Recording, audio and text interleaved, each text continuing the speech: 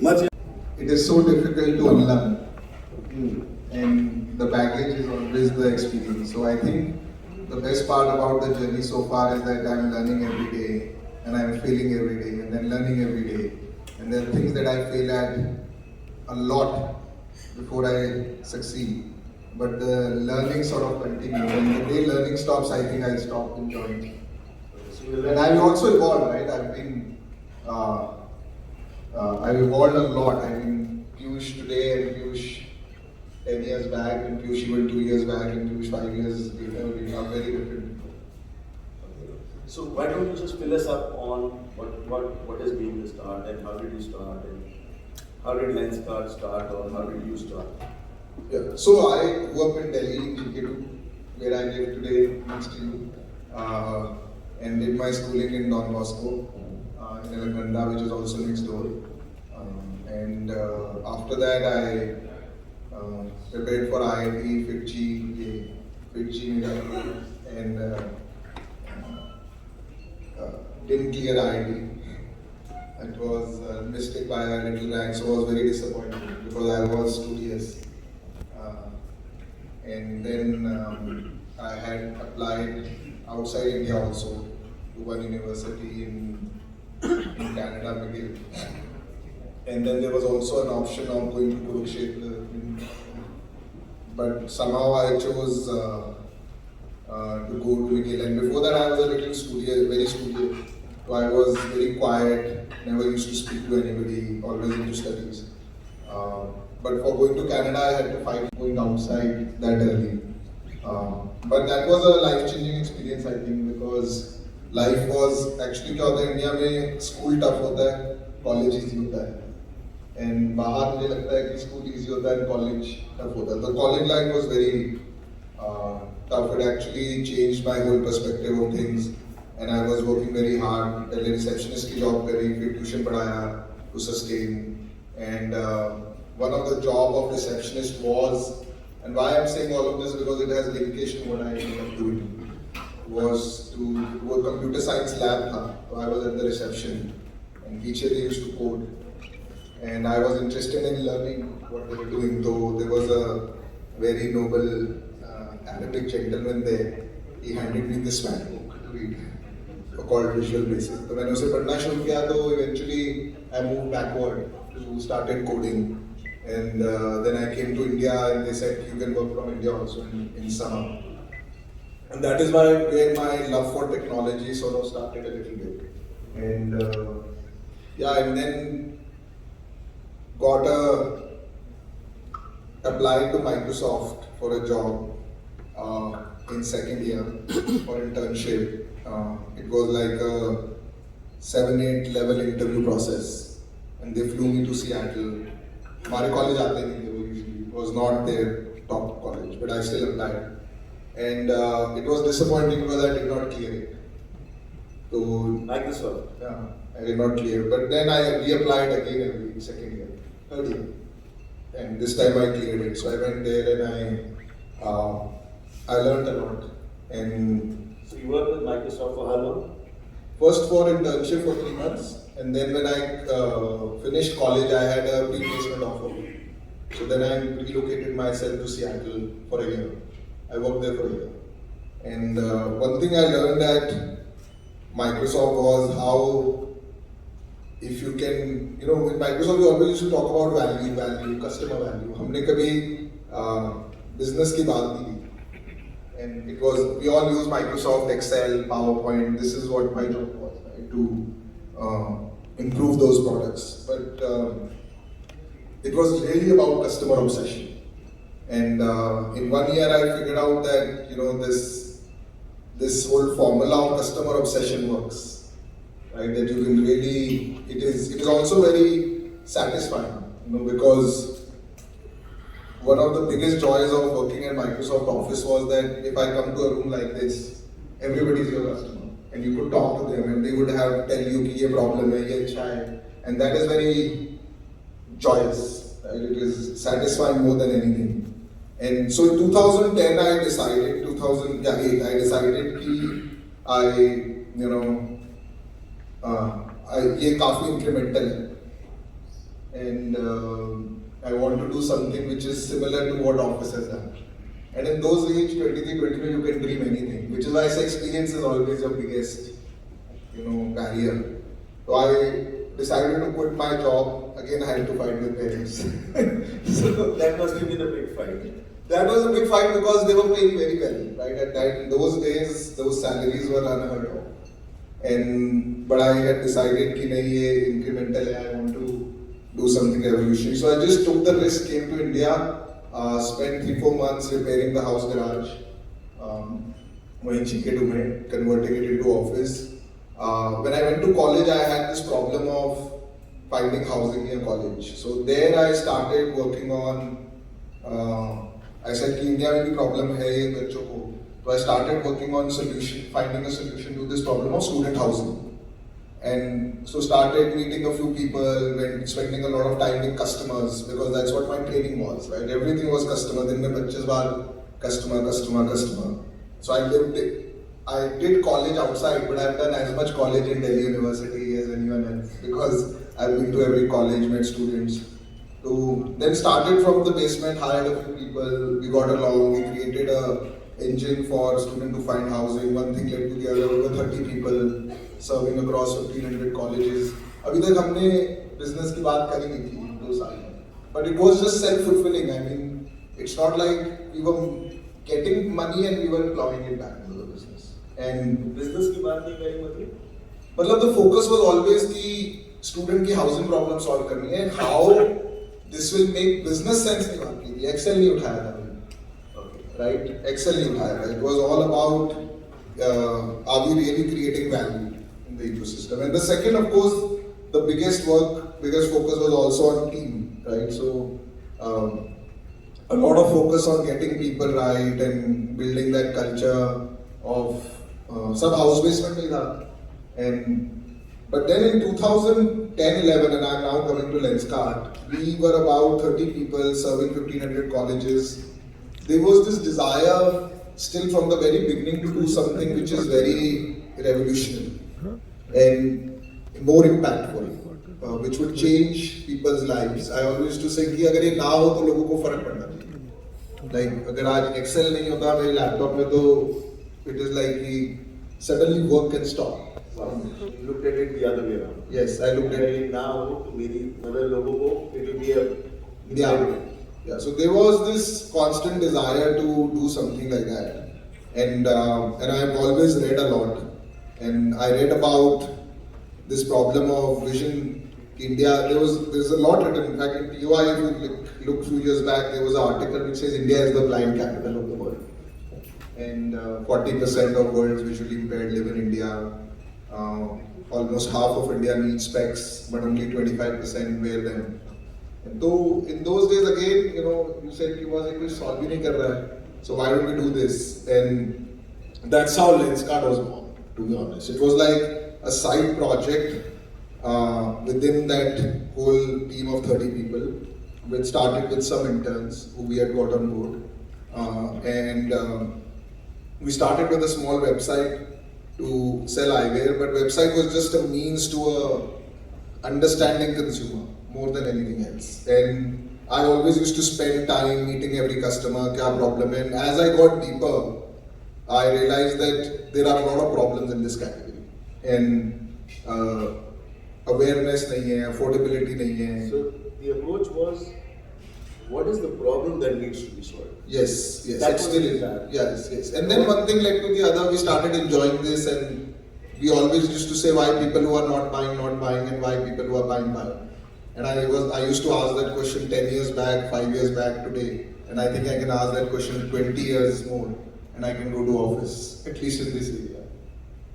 Yeah. So that's been the approach. I would still say that we are still very early in the journey. I kind of feel odd when people clap because I think हमने अभी कुछ ज़्यादा cover किया नहीं है. Wow. But Awesome.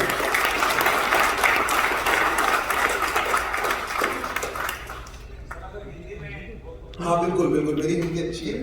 सागर तो अभी repeat करो कुछ. आपने जो शुरू किया, शुरू की जर्नी कैसी रही?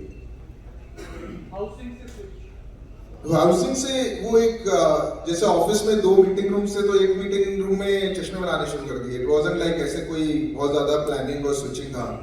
एंड कस्टमर्स जो 1-2 कस्टमर्स 3 कस्टमर्स का भी ऑर्डर आता था, पर्सनली हम डिलीवर करते थे या फोन पे मैं बात करता था, समझता था क्या प्रॉब्लम है. And the idea always was that is it just little bit better और 10x बेटर. बिकॉज मेरी एक लर्निंग रही थी माइक्रोसॉफ्ट में कि हम लोग ऑफिस पे काम करते थे, माइक्रोसॉफ्ट ऑफिस पे, और गूगल स्प्रेडशीट भी आ गया था तब तक, आपने यूज किया होगा. And it is not easy, right.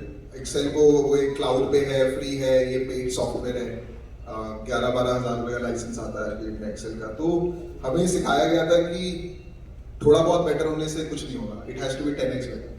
तो मैं इन माइक्रोसॉफ्ट ऑफिस में सो मतलब incremental is not good. Incremental is not good. और उस टाइम पे ई-कॉमर्स शुरू भी हो गया था, तो कुछ लोग कहते थे मैं कल डिलीवरी कर दूंगा, अभी कोई कहता है मैं 10 मिनट्स में डिलीवरी कर दूंगा. बट आई स्टिल थिंक कि ये सब फिर भी इंक्रीमेंटल ही है.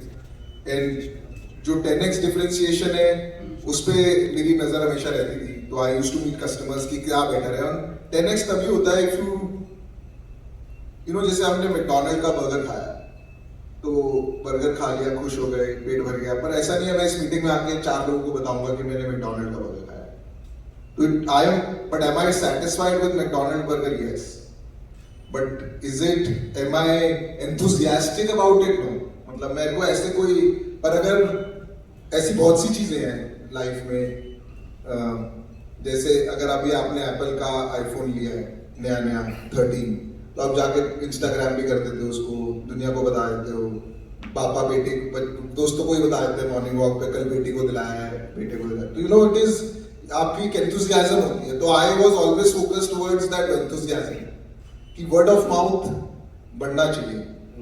और वो कोई आपको बताएगा नहीं, वो आप ऑब्जर्व ही करना पड़ेगा. वो लोगों से मिलकर ही समझ में आता है कि क्या बातें लोग कर रहे हैं. क्या आपने अगर आज लेंसकार्ट का चश्मा खरीदा है तो क्या ये डिनर टेबल कॉन्वर्सेशन बनेगा या नहीं बनेगा, राइट. तो वो डिनर टेबल कॉन्वर्सेशन बनाने के लिए, और होता ऐसा है कि आपने बेचा चश्मा है पर बात किसी और बारे में हो रही है. हम लोग जब शुरू किया हमने चश्मा बेचना, तो हम एक स्क्रू ड्राइवर भेजते थे कस्टमर्स को छोटा सा. तो मैंने देखा कि लोग उसके बारे में बात करते हैं, चश्मे के बारे में नहीं बात करते, बट बात करते हैं हमारे बारे में उसकी वजह से. तो I think it is important to get that. तो वो जो स्विच था वो एक्चुअली बहुत टफ नहीं था, वो यही था. और आज तक यही है कि कस्टमर्स हमारे बारे में अच्छी बात कैसे करें, राइट. और ज्यादा से ज्यादा लोग बात करें. और जो कुछ लोग हैं जो बात अच्छी नहीं कर रहे हैं, जिनको अच्छा एक्सपीरियंस नहीं है, मैंने एक चीज और रियलाइज किया कि 3 तरीके के कस्टमर्स होते हैं ना. एक होते हैं जो बहुत खुश होते हैं, जो आप मतलब जो 4 लोगों को जाके बता देते हैं. एक होते हैं जो बहुत नाराज होते हैं, और एक होते हैं जो बिल्कुल मतलब जो मैकडॉनल्ड बर्गर खाते हैं. मेरे को मैकडॉनल्ड बर्गर वाले कस्टमर नहीं चाहिए. या तो बहुत खुश हो या बहुत नाराज हो. बिकॉज एक बहुत नाराज कस्टमर को आप बहुत खुश कर सकते हो.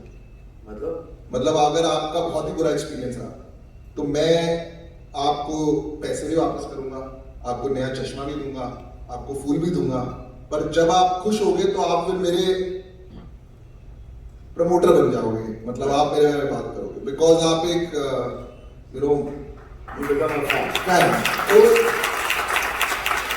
एक्चुअली जो डिससैटिस्फाइड कस्टमर होता है वो सबसे बड़ी अपॉर्चुनिटी होता है बिजनेस में. Because you can make a dissatisfied customer a bigger fan than any other fan. तो वो बहुत बड़ा फोकस था शुरू से. मतलब जब शिफ्ट भी किया कि कोई नाराज नहीं रहना चाहिए. ऑफ कोर्स एज बिजनेस ग्रू ये प्रॉब्लम बड़ी होती गई, बिकॉज वो नंबर्स 10 से 100 में 1000 में, so how to keep track, कैसे एक बंदे आदमी का ट्रैक रखें. बट वो आई थिंक एक काफी बड़ा मोटिव बना. Right. So and your so when you started, how is your business model? How does that work? And what were the challenges on the way? मतलब आप शुरू किया, you started from a garage. I mean it's like typical, like really a story. Yeah.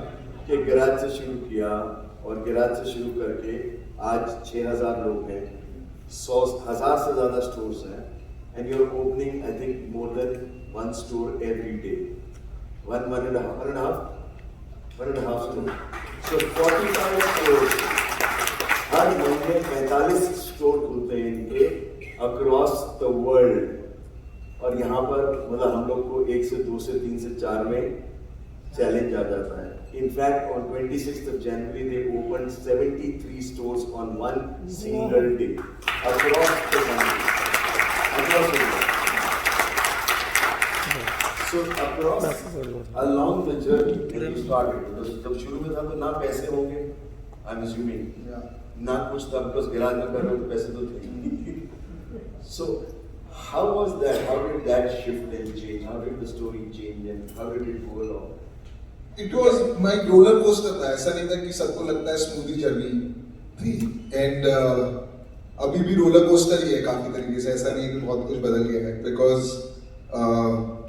C different phases पे मेरी learnings different रही है। पहले बहुत ही कंज्यूमर ऑब्सेस्ड एंटरप्रेन्योर था मैं, बहुत ज्यादा, मतलब कि अगर मैं स्टोर पे जाऊं और बहुत इम्पेशेंट में था, स्टोर पे गया और किसी ने टी शर्ट नहीं लगी ब्रांड की तो मैं गुस्से में उसको बाहर निकाल देता।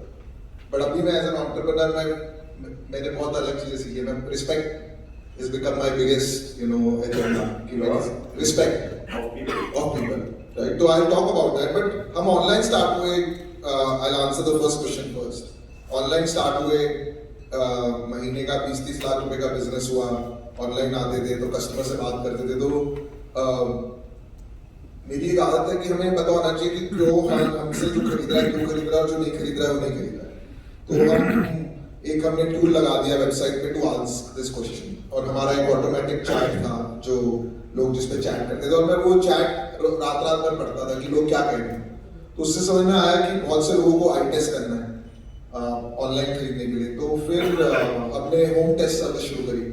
तो होम टेस्ट सर्विस शुरू करी तो उसका कोई बिजनेस सेंस था नहीं, बिकॉज एक मारुति वैन हायर करी, उसका 30-40 हज़ार रुपये का रेंट था। उसमें एक ऑप्टोमेट्रिस्ट को बिठाया, एक मशीन लगाई, एक हेल्पर को लगाया, फिर वो घर जाते थे तो उसके थ्रू हमारी कन्वर्जन और बढ़ी। एंड बट लोग बड़े खुश होते थे कि इतना कुछ कर रहे हो आप, एक 500-600 हज़ार रुपये का चश्मा बेचने के लिए। फिर और पूछा लोगों से तो कई लोगों ने ये भी बोला कि हम ट्राई करना चाहते हैं स्पेक्स फिजिकली। एंड हो ही रहा था कि मैं बहुत लोगों से मिलता था, उन्होंने अब लेंसकार्ट के बारे में सुना था बट वो हमसे खरीद नहीं रहे थे। तो मैं चिकेटू रहता था, हमारा जो फैक्ट्री थी वो ओखला में थी, तो बीच में अलकनंदा मार्केट आती थी, तो मैंने एक स्टोर खोल दिया वहाँ पे पहला। एंड मैं वहीं पे रहता था दिन रात। तो व्हाट आई सॉ इज कि इन लोगों को ऑलरेडी हमारे बारे में पता है from some of the friends. तो पहला स्टोर खोला तो साथ में एक और स्टोर था, तो पहले मंथ में हमने उसकी सेल एक्सीड कर ली ऑफ द नेबरहुड स्टोर।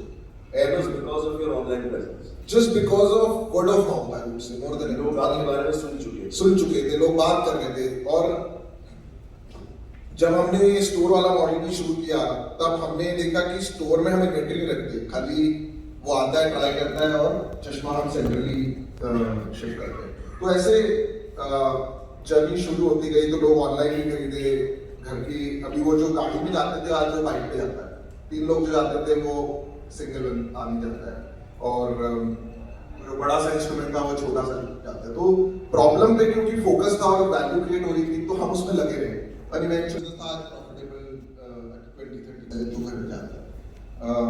तो ये मतलब धीरे धीरे, और आप अभी कोविड आया तो सब कुछ बंद हो गया, स्टोर्स बंद हो गए, 2-2.5 हज़ार लोग स्टोर में काम कर रहे हैं। मैं 2010 से शुरू कर रहा हूँ। So that journey शुरू में मतलब this was so largely your business grew on customers' feedback. Yes, totally. Not on what you thought the customer wants. That also, but yes, based on my insight, by observing. हाँ, but customer से सुन के बात करके, customer से बात करने के बाद आपने अपना insight बनाया. हाँ. Not a perception on your own. हाँ, largely. Not yes, largely. Yes. So that's where. And observing also, like अगर हमने कोई प्रोडक्ट लॉन्च किया है, मैं जाके पूछता नहीं कि आपको पसंद है, मैं दिख रहा है मुझे कि जब 2 लोग स्टोर में खड़े हैं या 2 लोग चैट पे बात कर रहे हैं, अगर वो उसके बारे में उतने खुश नहीं है तो मैं उस पर ऑनेस्ट था।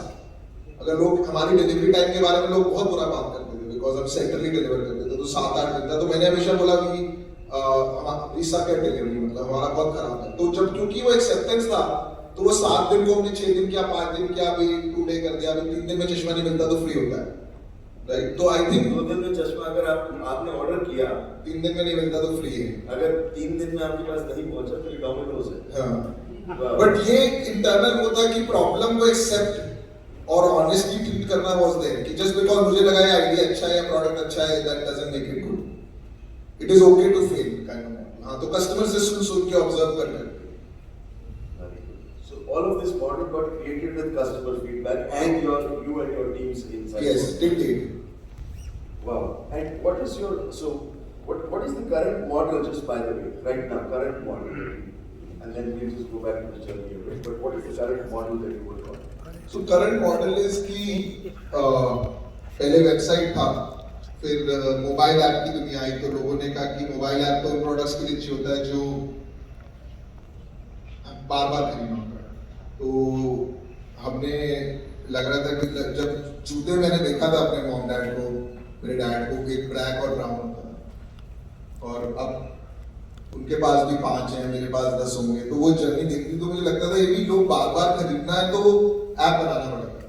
तो अभी mobile app is one big platform जिसपे करीबन लोग रोज 1 लाख लोग उसे डाउनलोड करते हैं। 1 लाख लोग रोज डाउनलोड करते हैं रोज? हाँ, नहीं, और उसमें से 40-50 हज़ार लोग अपना एक वर्चुअल 3D बनाते हैं to try specs virtually. And तो एक वो बहुत बड़ा हमारा प्लेटफॉर्म है to engage people, not just to sell but to engage people. उसके अलावा स्टोर्स हैं, उसके अलावा अभी कोविड में हमने फोन पे भी चश्मा बेचना शुरू कर दिया। तो अभी 1 साल पहले शुरू किया था, अभी इस साल हम 100 करोड़ के चश्मे खाली फोन पे बेचे। 100 करोड़ के चश्मे।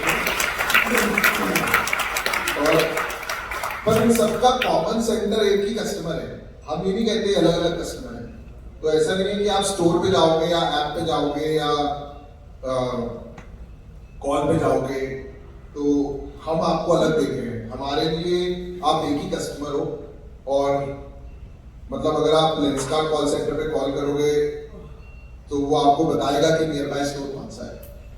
हालांकि और अगर मतलब आपको सुन के सरप्राइज होगा कि जो वो सेल करता है फोन पे, उसको खाली उसका इंसेंटिव नहीं मिलता, उसको उसका भी इंसेंटिव मिलता है जो स्टोर पे जाता है, और उसका इंसेंटिव स्टोर वाले को भी मिलता है, उसको भी मिलता है, डबल इंसेंटिव देते हैं दोनों को।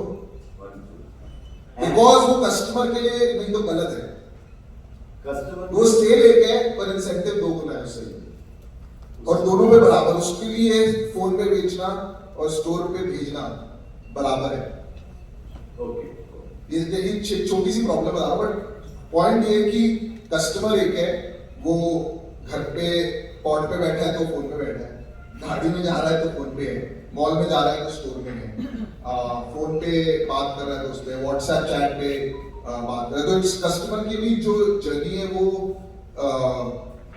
मल्टी चैनल होती जा रही है, राइट। अभी फार्मेसी में भी जाता है, वो मॉडर्न ट्रेड में जाता है। तो कॉमन सेंटर ये है कि वो चश्मा उसे खरीदना है। हमारे मॉडल में एक यूनिक चीज है कि चश्मा एक बहुत ही कॉम्प्लेक्स कैटेगरी है, इसमें फ्रेम है, लेंस को काटना पड़ता है, पावर है, और ट्रेडिशनली ये कैटेगरी इसलिए नहीं बढ़ी बिकॉज ये लोकली होता है काम, बहुत लोग मिलकर इसे काम को करते हैं। हमने ये सब कुछ टेक्नोलॉजी से बैकअप करते हैं।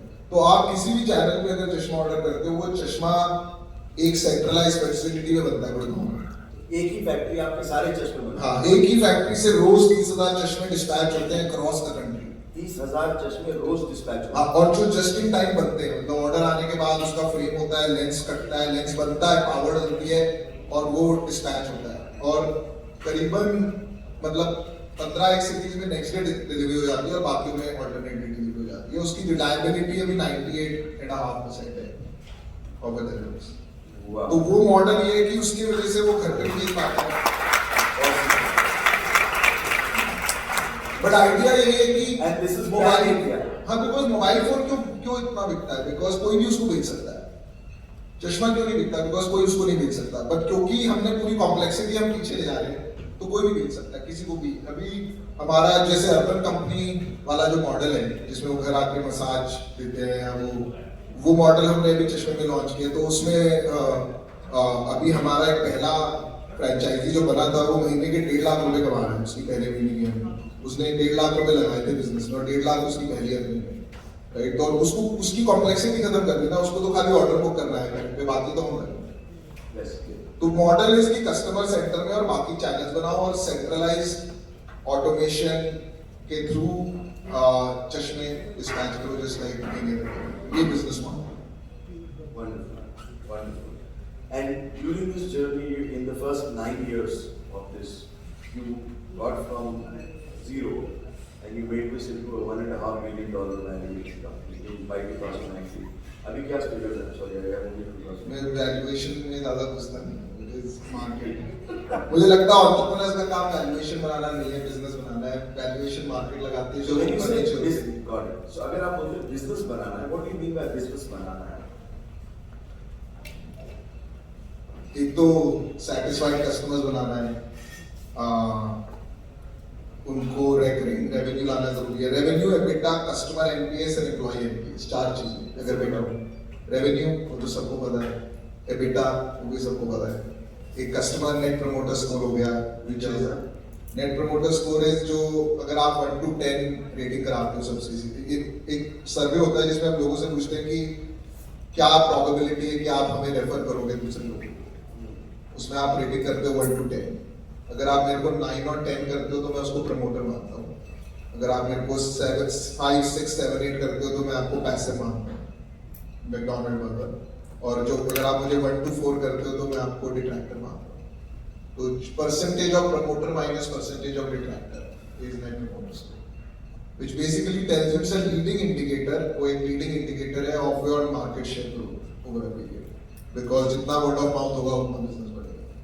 तो वो ट्रैक करते हैं बहुत अग्रेसिवली। हमारा एक टाइम पे नेगेटिव होता है मोस्टली कंपनी का, हमारा 10 था, 20 था, 30 था, अभी 70 चल रहा है। 70 का मतलब हो गया कि 80% लोग जो खरीद रहे हैं वो 9 और 10 क्लिक करते हैं, 80% लोग जो खरीदते हैं, और 10% लोग जो खरीदते हैं वो क्लिक करते हैं 1 to 5 के बीच में। तो 80 minus 10 is 70, और जो 10 है वो बीच में है।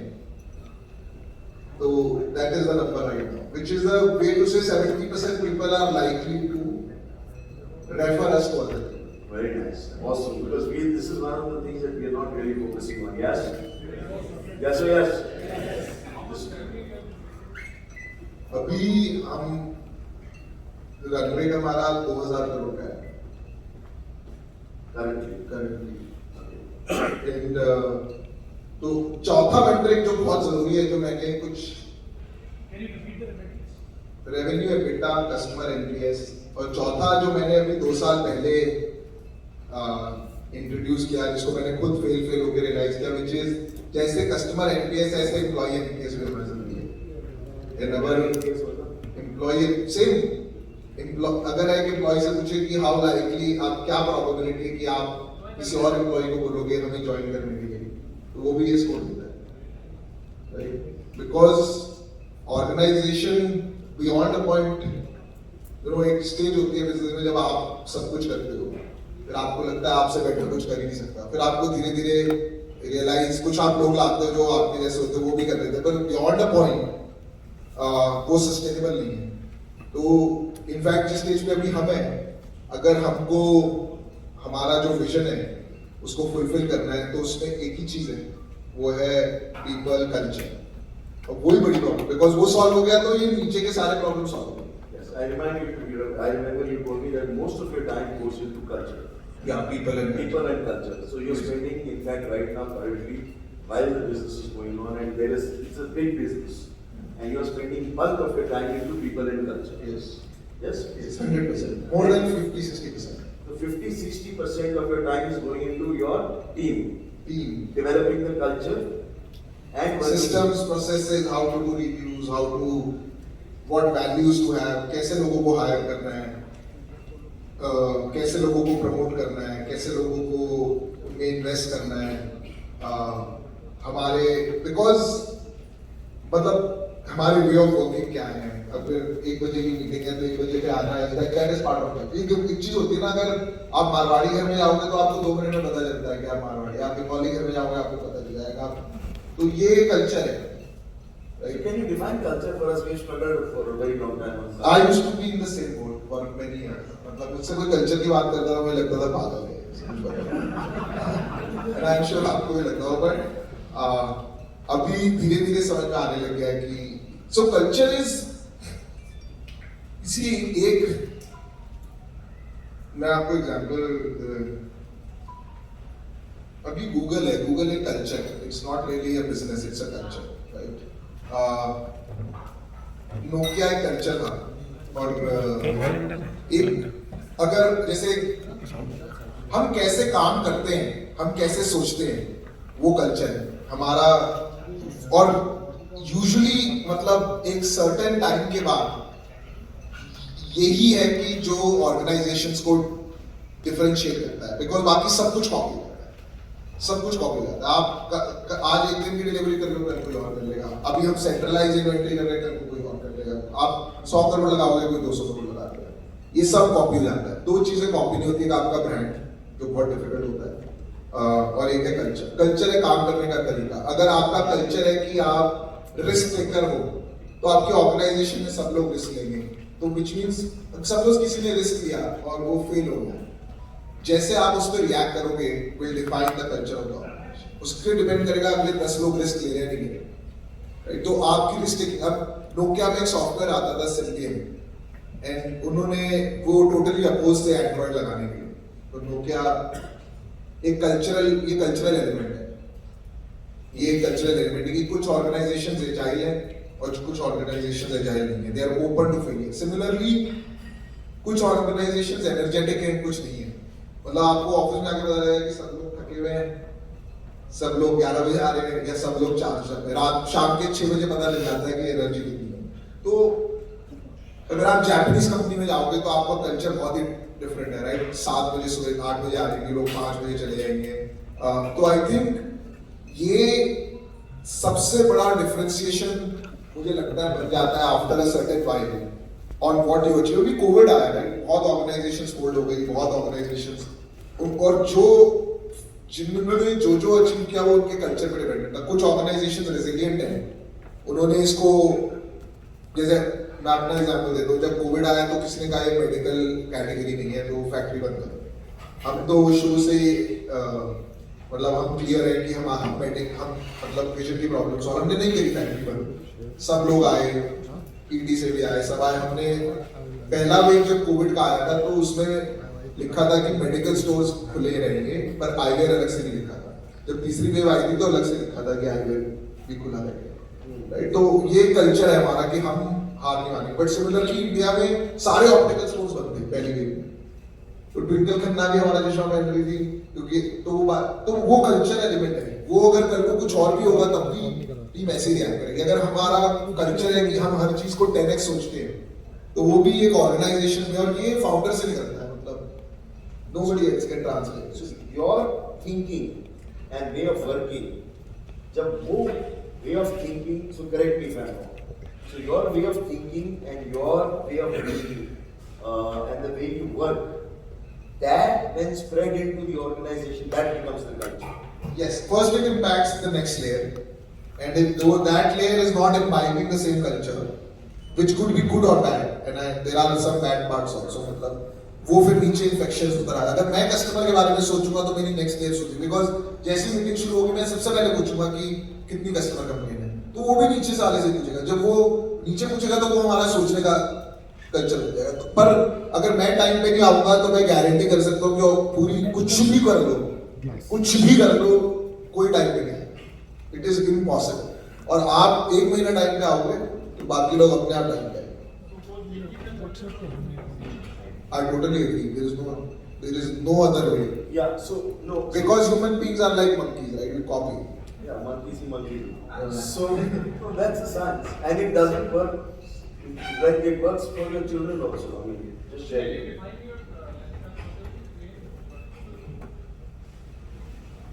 देखो मैंने जैसे कहा मुझे भी 7-8 साल ही समझ नहीं आया था, बट और कल्चर एक ऐसी चीज होती है जो कि आप बाहर वालों से पूछते हो, स्टडी करते हो कि क्या चल रहा है क्या नहीं, और उसमें कुछ अच्छी चीजें भी होती है, कुछ खराब चीजें भी होती है.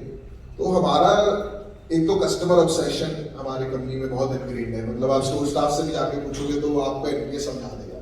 और ऐसा नहीं है कि हमने उसकी ट्रेनिंग की है, वो धीरे धीरे ओवर इयर्स समझ में आ गया।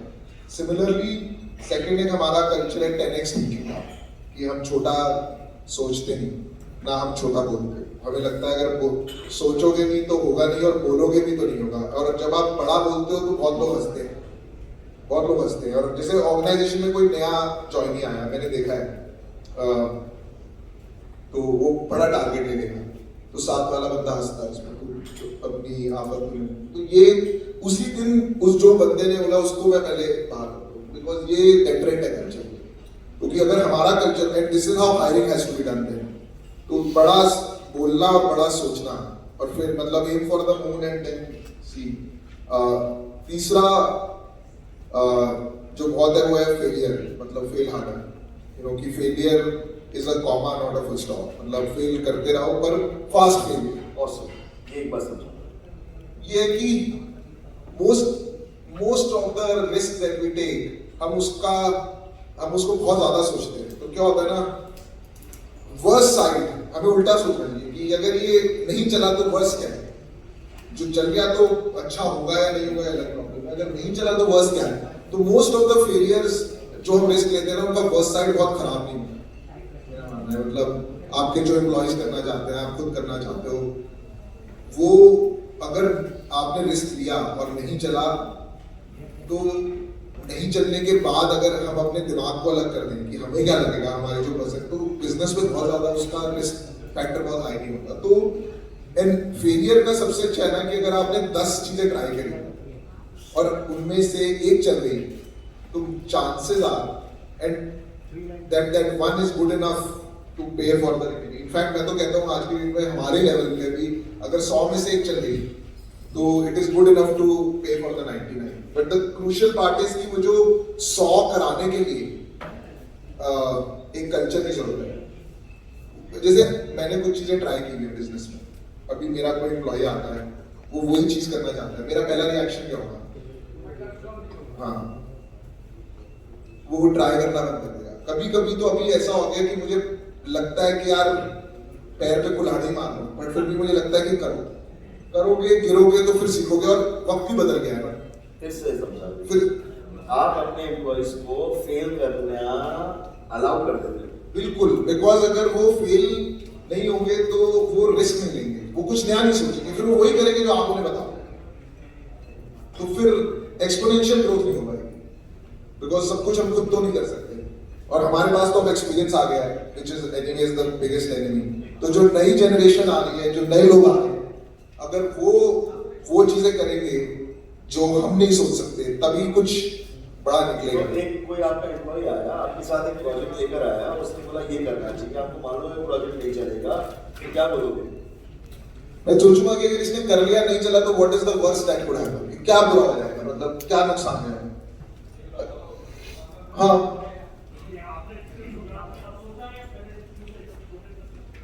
नहीं छोटे में तो मैंने कुछ नहीं सोचा था, बुक्स के मेरा अगले दिन टेस्ट किया, खाली वही सोचा था।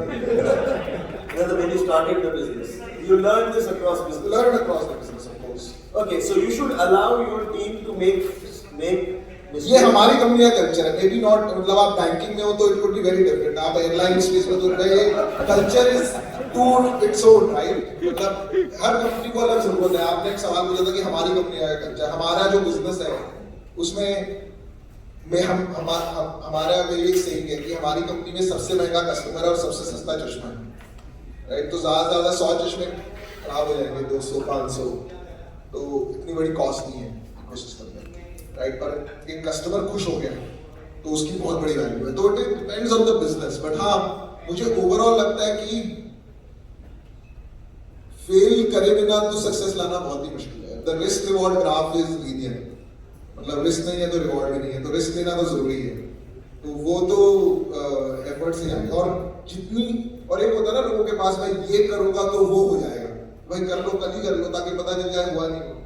तो faster the more experiments we can do, the chances of success. Once you had shared that you're very fast on taking decisions and moving forward. So what do you mean by that? The worst is जब एक चीज decision में pending. I think a bad decision, एक बुरा decision is better than no decision, right? Because no decision keeps you in the hope कि चलेगा नहीं चलेगा, और इन अ लाला लैंड कि भैया ये होगा तो मैं ये बन जाऊंगा, and a decision tells you कि ये नहीं चला तो फिर कुछ और करना, राइट? तो फास्ट डिसीजन ये तो सबसे बड़ा प्रॉब्लम है ग्रोथ का। मैंने ये करा है, फेल भी किया है। जब हमने सिंगापुर लॉन्च किया था तो सब डिसीजन के लिए वो इंडिया आते थे, और फिर ये होता था कि हम यहाँ पे एक लोकल किसी को रख लेंगे तो कॉस्ट बढ़ जाएगी, बिकॉज इंडिया में लोग सस्ते हैं।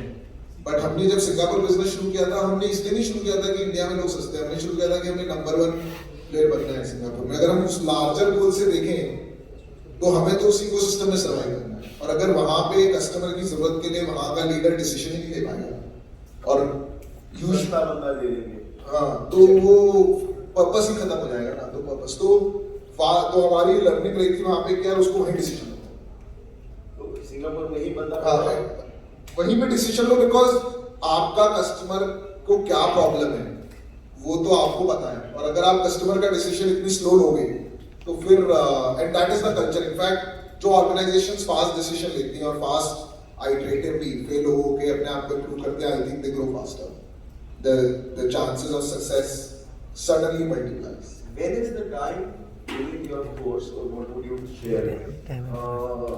शुरू में क्या होता है कि you're running the show, आप सब कुछ खुद कर रहे हो. Now somewhere along the way you have to let go and get the other people to take this on and do it.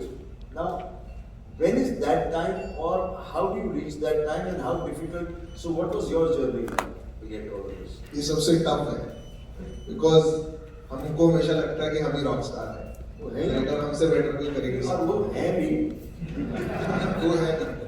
But एक टाइम आता है जब आपको लगने लग जाता है, जैसे मुझे लगने लग गया था कि अगर कोई मैं अगर कोई चीज एक्स कर सकता हूँ, अगर कोई उसको 80% भी कर ले तो शायद वो बेटर है हमें जहाँ फ्यूचर में पहुंचना है उसके लिए, बिकॉज वो अगर वो 80% कर लेगा तो मैं कहीं और टाइम लगा सकता हूँ, जो कि फ्यूचर में हमें ज्यादा हेल्प करेगा। हम कई बार ये लेट गो नहीं कर पाते, ये टफ होता है। How did you let go? What was your journey in this life? Lot of failures, मतलब लोगों को लाए, लेट गो नहीं कर पाए, भरोसा नहीं कर पाए, बिकॉज लेट गो बिना ट्रस्ट के नहीं हो सकता, और लेट गो बिना ट्रस्ट के नहीं हो सकता। फिर से समझा, मतलब आपने मुझे रख लिया as a to run sales, अगर आप मुझ पर ट्रस्ट ही नहीं कर पाओगे तो लेट गो कैसे कर पाओगे? फिर आपको मुझे माइक्रो मैनेज करना पड़ेगा, और आप माइक्रो मैनेज करोगे तो फिर मेरा फेलियर, मेरी रिस्क टेकिंग, मेरा दिमाग तो यूज नहीं कर पाऊंगा, और फिर जो मैं काम कर रहा हूँ वो ही आप ही करोगे, तो फिर जो आपको काम करने के लिए करना था वो आप नहीं कर पाओगे।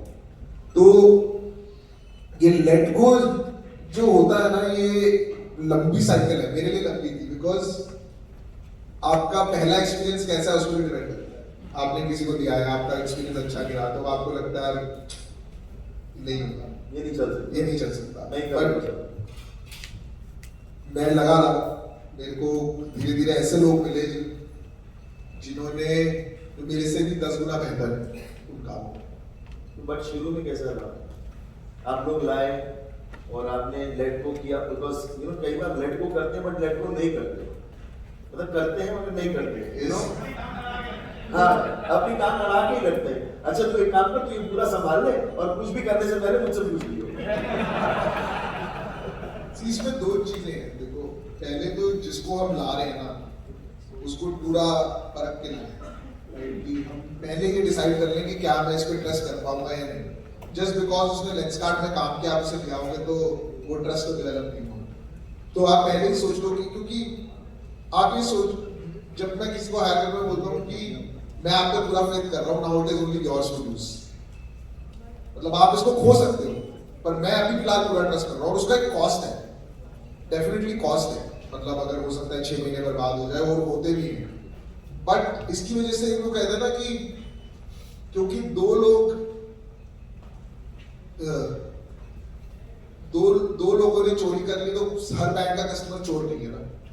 तो लेट गो में सबसे बड़ा है कि पहले आप ट्रस्ट करो। आप 10 लोगों को ट्रस्ट करोगे तो शायद 3 लोग आपको सरप्राइज करेंगे, और 3 लोग आपको लगेगा कि ठीक ठीक है, और 3 आपको लगेगा बर्बाद, मतलब इसने मुझे बर्बाद कर दिया। तो I think you have to see the positive side कि जो 3 ने किया वो आउटवे कर देगा बाकी 3 को, जो मेरा एक्सपीरियंस है। तो फिर आप उन 3 में फिर से लग जाओ, बट आपको एक बार तो फेल करना पड़ेगा। और अगर आपको कुछ ऐसे डिसीजन है तो एक DOA डॉक्यूमेंट आप बना सकते हो, बिकॉज ये 25 चीजें जो है ना, इस पर आप खुद डिसीजन लो। और ये जो 4 चीजें, राइट, ब्रांड है या कंसल्टिंग है या राहुल को पैसे देंगे, ये आप पैसे पूछिए, राइट, बट या कोई, बट बाकी आप तो उसके लिए, पर अगर उसको आप, अगर मेरे को आपने सेल्स के लिए हायर किया, आप बोलोगे प्राइसिंग भी तू नहीं करेगा, मार्केटिंग भी तू नहीं करेगा, ये भी तू नहीं करेगा, तो फिर वो करेगा क्या? तो you have to give that person enough leeway to operate. और अगर लेट को नहीं हो रहा तो उसका एक तरीका है, इंडिया के बाहर चले कुछ टाइम के लिए, राइट, एंड सोचो कि what is the worst that will happen. मतलब ऐसे भी तो चल ही रहा था ना, अगर आप 100 करोड़ की सेल कर रहे हो फिर चांदी भी हो जाएगी, ऐसे तो बुरा तो बहुत ज्यादा फर्क नहीं पड़ेगा, एक गाड़ी का खरीद। पर अगर 100 की 200 हो गई तो वो अपॉर्चुनिटी कोई फेल हार्डर से लिंक है मेरे हिसाब से। बट बिना लेट को करे तो फिर आप फिर वहीं पे खेलते रहोगे ना, वो 95 हो जाएगा, 105 हो जाएगा, 90 हो जाएगा, 110 हो जाएगा, वहीं पे खेलोगे। लेट गो करना जरूरी क्यों है, और विजन आपने कैसे या सॉरी, सो लेट गो करना जरूरी क्यों है, और लोगों का पास क्यों लाना पड़ेगा कि वो लोग कर ले और आप निकलो? लेट गो करेंगे ना, आगे कैसे बढ़ेगी गाड़ी? नहीं, बिकॉज आप अकेले क्या क्या करोगे? हमारी तो चल रही है, हम ग्रो कर रहे हैं, वो तो रही है। वो डिपेंड करता है कि आपका विजन क्या है। हाँ, what does that mean? How was that journey for you, the vision?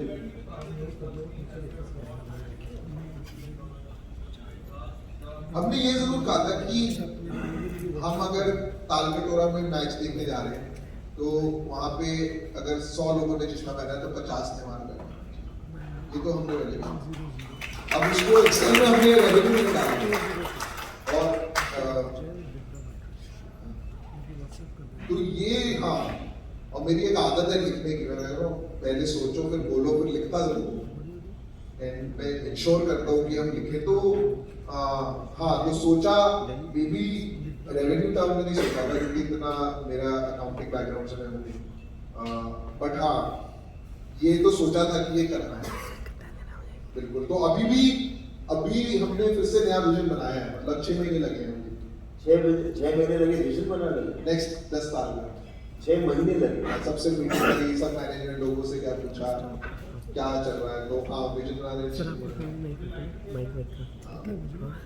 तो क्या ना, अभी हमें लगने लगा है कि ठीक है चश्मा तो बेच लेते हैं, चश्मा भी बना देंगे, बट इससे एंड आउटकम क्या होता है?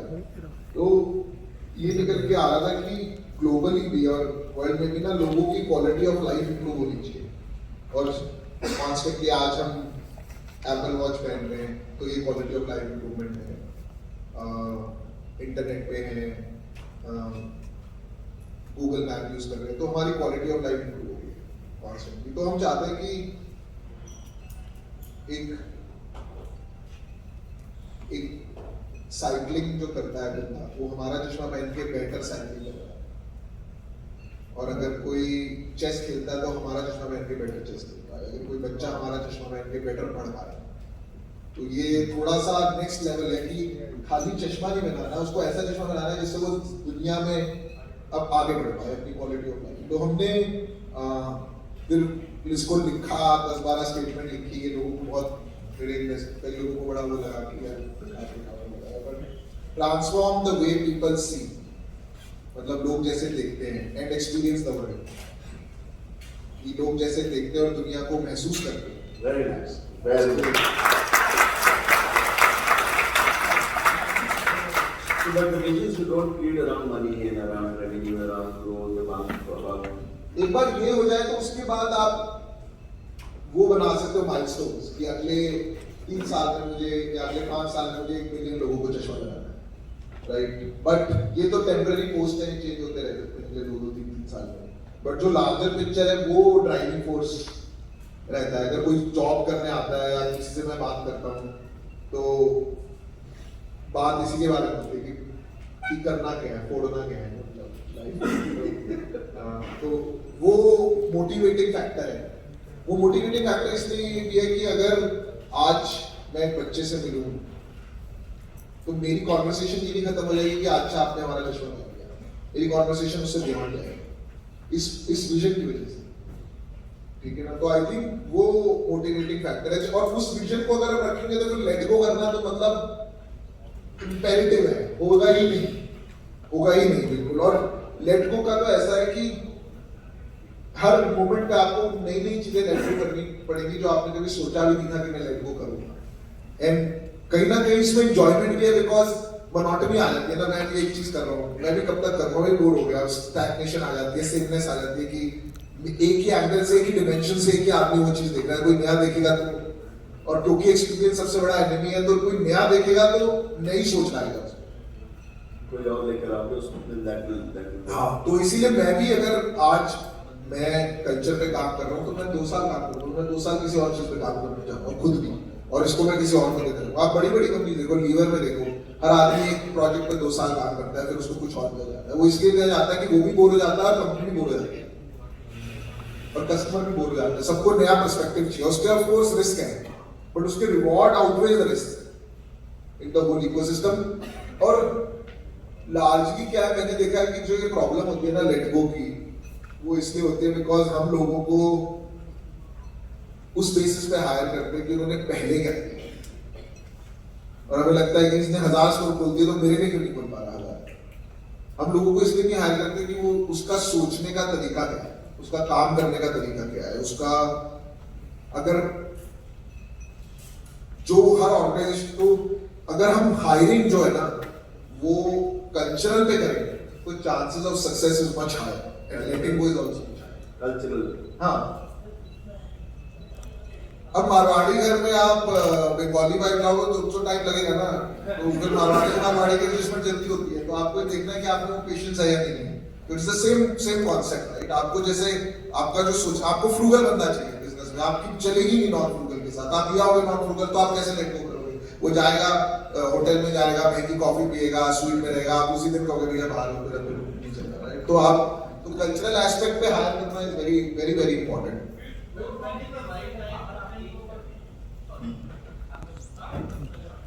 Okay, excellent.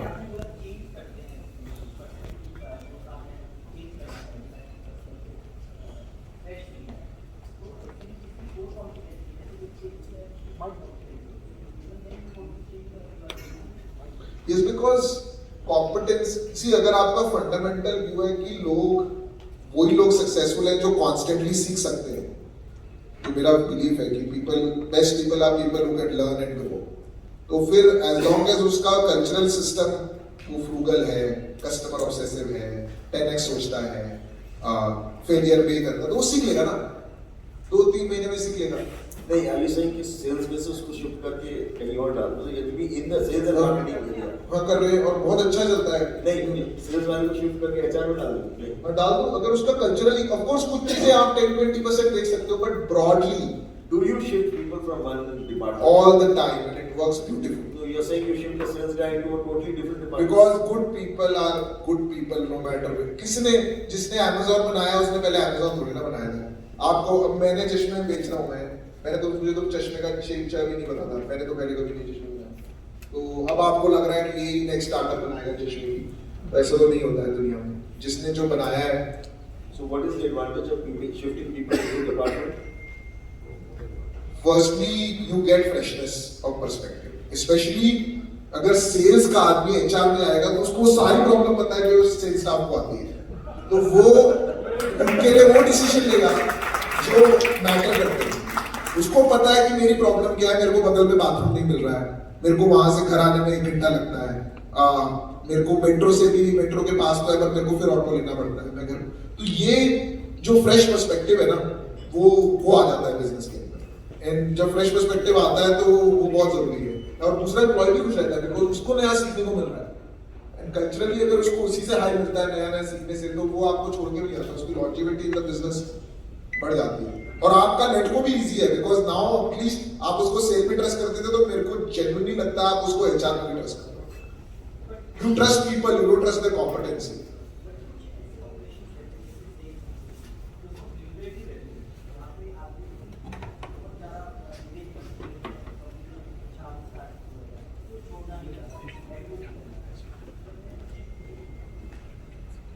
ऑब्वियसली आप मोटिवेशन पूछोगे आई वो थिंक। तो कल्चरली अगर शिफ्ट हो रहा है तो कंपनी में सब लोग शिफ्ट कर रहे हैं, ऐसे तो मूवी और ये भी एक लोग एक दूसरे को देखते हैं, उसको लगता है ये जा रहा है तो वो भी जाना है, उसको लगता है मैं भी सीखूंगा। Okay, so yeah, how do you manage 6,000 people?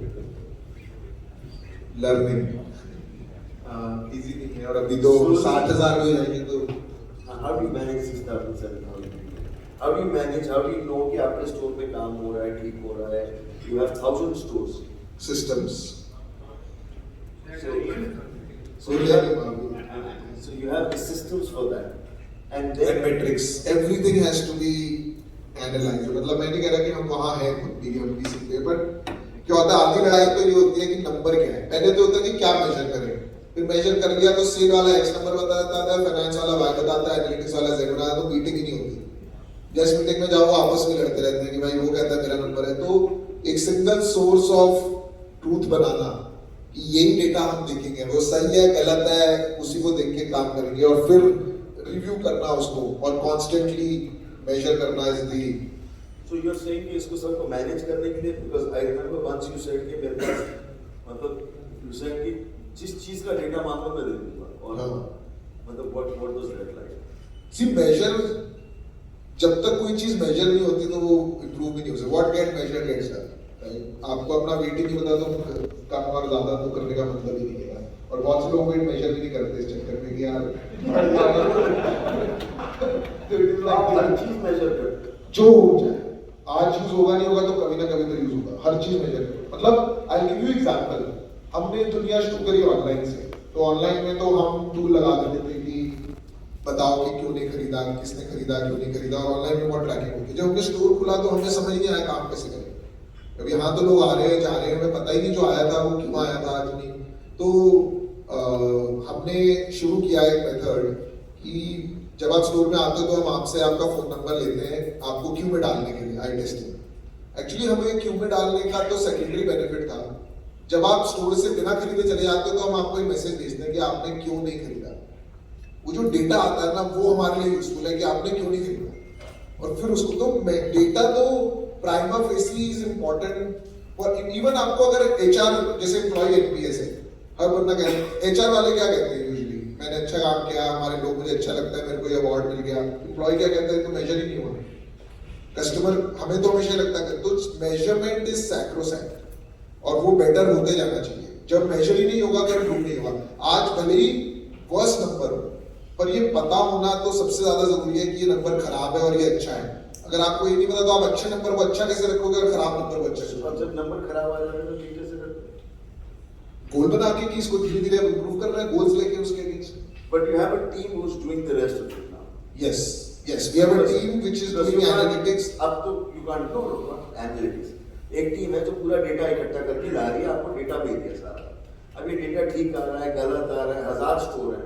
अब 1000 स्टोर में रोज का walk in work must be, कितने वॉक इन है रोज के?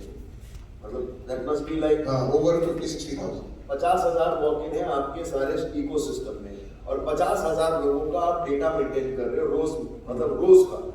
So 50,000 customers across India daily, which means 50,000 into what? सालाना क्या है? Sorry? तो 2 करोड़ दो करोड़ लोग। तो 2 करोड़ लोगों का आप डेटा मैनेज करके मेंटेन कर रहे हो, और उनके साथ you have having a conversation going on. ये 2 करोड़ लोगों से बात करना, ये तो सिर्फ स्टोर्स हैं। ऑनलाइन अलग है, टेलीकॉलर्स अलग है, तो ये 3 अलग अलग इकोसिस्टम्स चल रहे हैं। तो ये सारा डेटा मैनेज कर रहे हो, फिर आप देख रहे हो कि ये ठीक काम कर रहा है कि नहीं। ठीक काम करना एक अलग पार्ट है, एक पार्ट है डेटा मेजर, वो तो करना ही करना है, और उसी से गोल्स बनेंगे कि ये। और 2 तरीके के डेटा है, कि आउटपुट है, एक इनपुट है। बहुत सी कंपनीज आउटपुट ट्राई करती हैं, हमने भी पहले किया है, और एक है इनपुट। आउटपुट क्या हो गया? Revenue, EBITDA, customer NPS, NPS. But ये बोल देना मेरा अगले साल रेवेन्यू 2000 से 3000 होगा, और फिर बंदे को रोज डंडा मारना कि भाई क्यों नहीं हुआ, उससे वो रेवेन्यू तो नहीं बदल जाएगा। So we need management by action, मतलब इनपुट है, इनपुट मेट्रिक है। ये 1000 करोड़ बढ़ाने के लिए हम क्या 4 चीजें करेंगे, वो 4 चीज में भी one of the things is कि हम डिलीवरी टाइम बेटर करें। वो डिलीवरी टाइम बेटर करेंगे तो वो डिलीवरी टाइम मेजर होना जरूरी है। वो डिलीवरी टाइम मेजर होने के लिए एक मेट्रिक बनाना पड़ेगा। और बेटर है कि हम इनपुट को ट्रैक करें, आउटपुट को कम ट्रैक करें, बिकॉज आउटपुट ट्रैक करते हैं ना तो जिंदगी खराब ही रहती है यूजुअली, बिकॉज आप कुछ भी लॉन्गर टर्म इनिशिएटिव कर ही नहीं पाते, क्योंकि आपका आज नंबर, वो स्टॉक मार्केट की तरह चलता है, एक महीना नंबर नहीं हुआ तो हम वापस मार्केट में मिल जाएंगे। तो input driven metric is super important, input driven running of the business, एक ये part. Second part is people, right, जो पीपल मैनेजमेंट है। तो ये दो थॉट प्रोसेस है ना, पहले दुनिया में जो मशीन्स आती थी उसमें एक सेंट्रल कंट्रोलर होता था, वो कंट्रोलर हर पार्ट को बताता था, लेफ्ट करो, राइट जाओ, ये करो।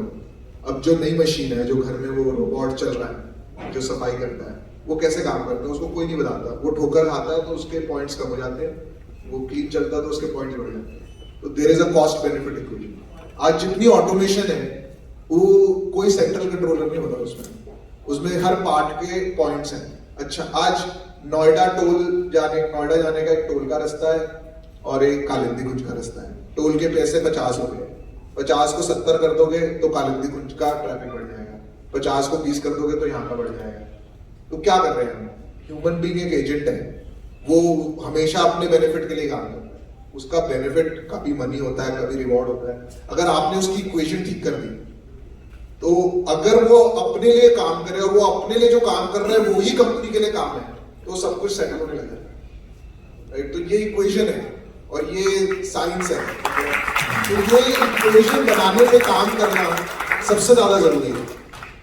अगर हमारे स्टोर में आप जाओगे ना तो चश्मा देने पे उसको कोई इंसेंटिव नहीं मिलता है। आप चश्मा देके जब 9 रेट करोगे ना तब उसको इंसेंटिव मिलता है। तो उसकी इक्वेशन वही होगी जो हमारी इक्वेशन है कि satisfied customer is a customer, a dissatisfied customer is not a customer. So you align people to KRAs, KPIs, and अब तो इतना एडवांस्ड हो गया है ये सब, you know, तो ये इक्वेशंस बनाना बहुत मतलब to manage businesses is like but इसके बाद जो करेक्टिव एक्शन लेने हैं, करेक्टिव एक्शन लेने बोलेंगे, अब वो बंदा नहीं कर रहा, सपोज अटका हुआ है। अभी 6000 लोग में से कोई तो अटकेगा, बहुत सारे अटकेंगे, सीखेंगे, समझेंगे। तो ट्रेनिंग, कोचिंग, फीडबैक दिखाना, सबसे पहले तो ट्रांसपेरेंसी ऑफ डेटा। कैसे करता है, कौन कर रहा है ये सब? हर लेवल पे लोग हैं ना और हर लेवल पे उनकी इक्वेशंस हैं। सपोज मैं मैनेजर हूँ और मेरा गोल है नॉर्थ के स्टोर्स का रेवेन्यू लाना, कस्टमर एनपीएस लाना, ईएनपीएस लाना। तो ईएनपीएस लाने के लिए तो कुछ इस बंदे को हेल्प करनी पड़ेगी, मैं सबको निकाल भी नहीं सकता, मेरे को एम्प्लॉय, मेरे को वो भी लाना है एम्प्लॉयर में। और तो उसके मेट्रिक और नीचे वाले के, तो जैसे मैं आपको एग्जांपल दूं, स्टोर मैनेजर का इंसेंटिव लेंसकार्ट में is a percentage of store staff incentive. मतलब उसका इंसेंटिव खुद का कुछ है ही नहीं, जो स्टाफ का इंसेंटिव बनेगा उसका परसेंटेज उसको मिलेगा। इसका मतलब इसमें ना ऑप्टिक्स भी बहुत जरूरी है मेरे हिसाब से। शायद उसको पैसे ज्यादा या कम मिलेंगे, उसको लगता है कि अगर मेरे लोग सक्सेसफुल होंगे तो मैं अच्छा करूंगा। तो I think an incentive is also a wrong, because I do know that globally incentive is the worst, जैसे आपने भी उस दिन हमारी डिस्कशन चली। मैं इंसेंटिव पे नहीं आना चाहता, बट ओवरऑल जो मेरे गोल्स हैं, जिन पे मेरा सक्सेस में, everybody wants to be successful, everybody wants to be rewarded, everybody wants to be recognized, वो क्लैरिटी होना जरूरी है। I don't know if I'm answering the question. Yeah, so that's we get that. Now, मतलब you answered that. और ये मैं सीख रहा हूँ, by the way, ये सबसे टफ पार्ट है। अगर कंपनी ने ये क्रैक कर लिया ना, data, measurement, goals and measurement of that goals and reward, तो फिर सब कुछ ऑटोमेटिक चलने लग जाता है। बिकॉज सबको पता है कि मेरे को क्या काम करना है, मेरे लिए सक्सेस क्या है, मेरे लिए फेलियर क्या है, और यू नो, तो फिर सब सीमलेस हो जाता है। So just shift the gear. How was your funding journey? अच्छा, मुझे पता क्या लग रहा है, राहुल के यार जितना मैंने सिखाया तुमने सब गलत गलत बोल दिया। Absolutely fine. Because see, everything, no, absolutely. So everything is a new perspective. Yeah. Yet we need to speak and we need the new perspective. There is nothing absolutely on track. Because हम भी यही कर रहे हैं अधिकतर. Okay. But when they hear it from you, it gets reinforced. Okay. Validated also. Okay. So now, how is your funding journey? Now this is a place where most of us are blank. See, luckily, I am blank, sorry. Yeah. Luckily जो हमारी जो funding journey रही शुरू में, तो मेरा एक philosophy है कि make meaning money will follow and make a valuable business funding will follow, right? तो मैंने usually bar in may be 1 or 2 times मैं कभी फंडिंग के लिए किसी को अप्रोच नहीं किया था, ना मुझे आता था। तो बट कहानियां मैं बना लेता हूँ अच्छी, तो विजन बेच देता हूँ, क्योंकि विजन बेचना तो जरूरी है। अगर मैं अपना विजन ही नहीं बेच पाऊंगा तो एम्प्लॉयज भी नहीं आएंगे और इन्वेस्टर नहीं आएंगे। So what do you mean vision बेच पाता हूँ? मतलब ओरेशन, राइट? हमारे पास अगर मुझे चाहिए कि मेरे साथ 100 लोग जुड़े या कुछ लोग मेरे में इन्वेस्ट करें, तो मुझे उनको वो ड्रीम तो दिखाना पड़ेगा ना, और वो कन्विक्शन से वो नहीं आएगा तो उनको भी यकीन नहीं होगा। तो आई थिंक वो जो हम करना चाहते हैं वो जब लोगों ने अप्रोच किया तो वो बताया, उसके बाद लोगों ने कहा कि ठीक है आप हमारे पैसे ले लो। वैल्यूएशन की तब उनकी समझ ही नहीं थी, जिसने जो दिया ले लिया। लाइक मैंने कहा ना, डिसीजन लेना जरूरी है, ऊपर नीचे तो चलता रहेगा, बिकॉज वो ही नहीं होगा तो वो नहीं होगा। तो फंडिंग जर्नी ऐसी रही कि पहले किसी ने अप्रोच किया कि आप में इन्वेस्ट कर देते हैं। उन्होंने बोला कि हम आपकी 40% कंपनी ले लेंगे, पैसे लेंगे। हमें लगा यार हमें तो ये करना ही है तो दे देते हैं। तो दे देते हैं, मतलब हमें तो वैसे यकीन नहीं था कि कोई हमें पैसे देने वाला है। तो पापा को तो मेरे बिल्कुल भी यकीन नहीं था, वो तो शॉक में थे कि 4 लोगों को उन्होंने एग्रीमेंट पढ़ाया था कि भाई ये देख लो लोचा क्या है।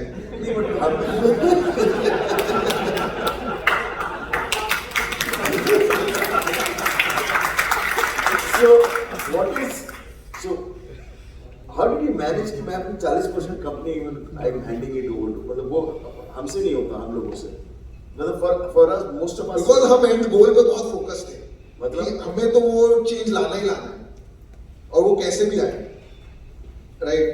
वी वांटेड वो 10x जो थिंकिंग थी ना, वो ज्यादा बड़ी थी देन एवरीथिंग एल्स। वो आज भी सबसे ज्यादा बड़ी है, और हमें लगता है कि लॉन्गर टर्म में it will all work out अगर it that works out. Microsoft ने कहा था I put a PC in every home, हम कहते हैं will put a specs on every face. तो अगर वो हो गया तो बाकी सब है, अगर वो नहीं हुआ तो फिर क्या करेंगे हम 50% का भी और 60% का भी, right? It is meaningless to us because the motivation is something else. vision was driving this. Yes, vision.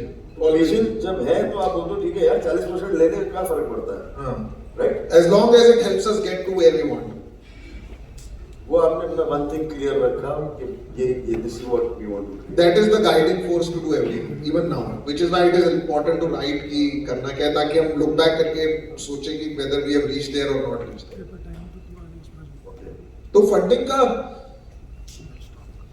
I know ये बहुत मतलब न्यूज़पेपर में आता है, थोड़ा सा ओवर हाइप भी है, अभी पेपर वालों को भी अच्छा लगता है, उनको कोई इंफॉर्मेशन दे दो बिजनेस की। जो भी मैंने अभी पहले 1 घंटे में बोला है वो कुछ नहीं छापेंगे, वो ये छापेंगे इसमें आईबॉल आती है, तो ये थोड़ा सा सेलिब्रेटेड है। सी अभी फंडिंग एनवायरनमेंट इंडिया में अच्छा है, राइट? हम लोग अच्छे बिजनेसेस बनाएंगे। इन्वेस्टर को क्या चाहिए ना, इन्वेस्टर जैसे हम लेट गो नहीं कर पाते, इन्वेस्टर भी लेट गो नहीं कर पाता। उसको ट्रस्ट चाहिए, उसको चाहिए कि आप कोई बड़ी प्रॉब्लम पे सॉल्व करना चाहते हो, आप इस पे फुली कमिटेड हो, आप 25 जगह और नहीं सोच रहे। आपका जो बिगर मोटिवेशन है वो खाली अपने आप को अमीर बनाना नहीं है, एक बड़ा कुछ करने का वो है। और आप इस पे मतलब बिकॉज एक एम्प्लॉय पे आप लेट गो नहीं कर पा रहे, एक इन्वेस्टर जो आपको पैसे देता है ना, वो जो पैसे आपकी कंपनी में आ जाते हैं वो आप उसके साथ कुछ भी कर सकते हैं, राइट? और जो बड़े प्राइवेट इक्विटी प्लेयर्स हैं वो आपसे आके ना आपके अकाउंट्स नहीं चेक करते, वो तो टोटली लेट गो होता है। नहीं तो मेरे इन्वेस्टर से 3 महीने में एक बार बात होती है, वो भी जो मैं बोलता हूँ उसको मानते हैं, उसके बाद ऑडिट हो जाता है। बट ये आप क्रेडिबिलिटी, वो कहते हैं ना faith is actually for us to lose. तो और जैसे जैसे आप इस जर्नी में आगे जाते हो तो आपका क्रेडिबिलिटी बिल्ड होनी शुरू हो जाती है मार्केट में। लोगों को लगता है कि नहीं यार this guy is genuine or this person, तो credibility becomes more important than the business. आपने इतनी बार देखा होगा serial entrepreneurship क्या कहते हैं? serial entrepreneur होता है एक entrepreneur है, उसने एक business चलाया, अच्छा किया बुरा किया, वो मार्केट में पहली बार नया बिजनेस आता है, लोग कहते हैं मेरे पैसे, because the bet is not on the business, the bet is on the entrepreneur. And I still think investment 90% of investment that happens anywhere in the world happens on the entrepreneur. जिस दिन entrepreneur गया उस दिन तो business गया 90%. Of course वो एक model है जिसमें वो डिस्ट्रेस बिजनेसेस उठा के फिर मैनेजमेंट लगा के वो एक टर्न अराउंड मॉडल है, वो यूएस में चलता है, इंडिया में तो वो सक्सेसफुल भी नहीं है. बट तो funding is on the entrepreneur, और फंडिंग एक राइट मोमेंट पे can help the business a lot, because funding is to allow you to do one thing which is take risk. अगर आप फंडिंग भी ले लो और उसके बाद रिस्क भी नहीं लोगे तो फिर तो it is a dead story. The funding is to allow you to take risks. I mean हमने जितना पैसा आज तक रेज किया है हमने उसका 10% भी यूज नहीं किया होगा और 20%.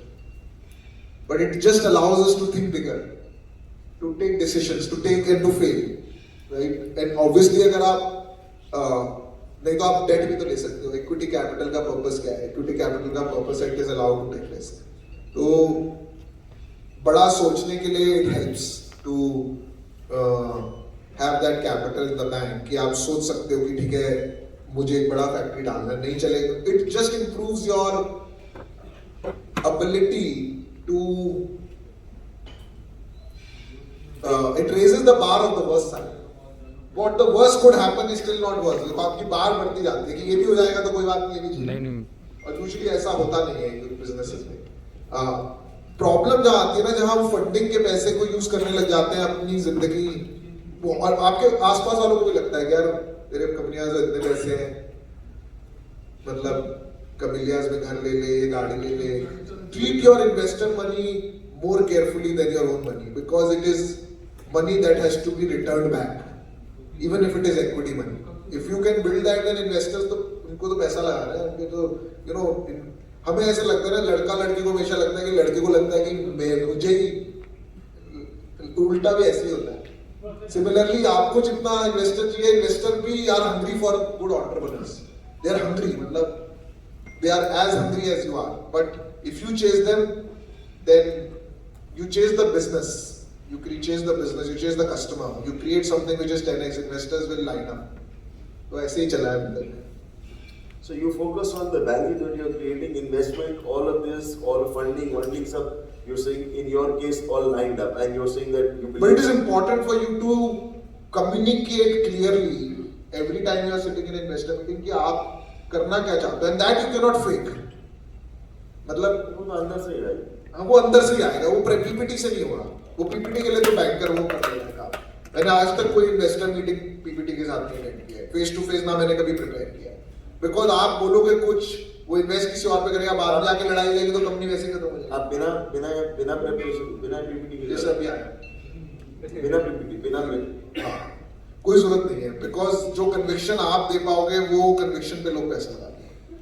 वाह, ऑसम. एटलीस्ट मेरा ये है.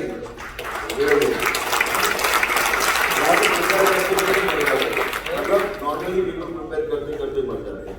सो ऐसा अगर आपको दिमाग में क्लैरिटी है, वो आप पहले लिखो ना, सब कुछ लिखो, डीएनए क्या है. हमने 10 साल पहले लिखा था कि हमारी कंपनी का क्या डीएनए. मैंने एक बुक पढ़ी थी, high performance entrepreneur by Subroto Bagchi. उसमें उसने लिखा था कि डीएनए कितना है. वो क्लैरिटी है, तो वो क्लैरिटी तो फिर it is engraved in your brain more than. मुझे आप पूछोगे पिछले महीने का रेवेन्यू क्या है, मुझे शायद फाइनेंस वाले से पूछना पड़ेगा. बट हमारा गोल क्या है, कस्टमर मैट्रिक क्या है, ये मेरे को रटा.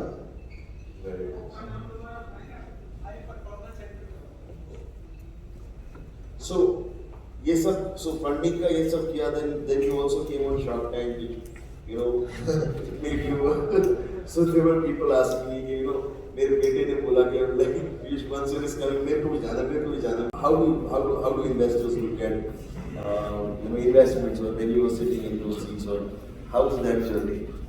It is good learning experience, क्योंकि मैंने पहले ड्यूरिंग लेंसकार्ट मैंने कभी इन्वेस्ट नहीं किया, बट मैंने शार्क टैंक बहुत देखा है यूएस का. 10-12 बार देख चुका हूँ. तो वो हमेशा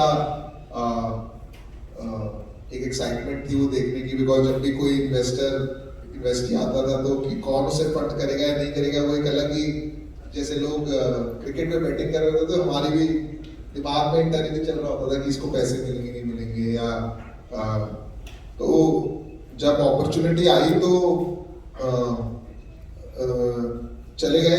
एक की फोकस ये था कि मुझे ये भी लगता है कि बिजनेसेस, यू नो, हम बहुत घुस जाते हैं। मेरी लाइफ में 2-3 बार हो चुका है कि मैं डिटैच कर लेता हूँ अपने आप को बिजनेस से काफी टाइम के लिए बीच बीच में, बिकॉज उससे दिमाग खुलता है आगे का सोचने का, बिकॉज उसमें जब इतना घुसे रहते हैं ना तो समझ ही नहीं आता कि बस लाइफ चलती जाती है, आगे का सोच नहीं पाते। और business is all about micro micro micro micro दिन रात, और आप मैक्रो अगर नहीं सोच पा रहे, short term, mid term, long term का जो ये बैलेंस है, तो जब मुझे उस टाइम वो एक ऐसा भी फेज चल रहा था कि मैं बहुत माइक्रो में घुसा हुआ था, मुझे निकलना था, तो मैंने कहा this is like the best break, right, देखेंगे दुनिया में क्या हो रहा है।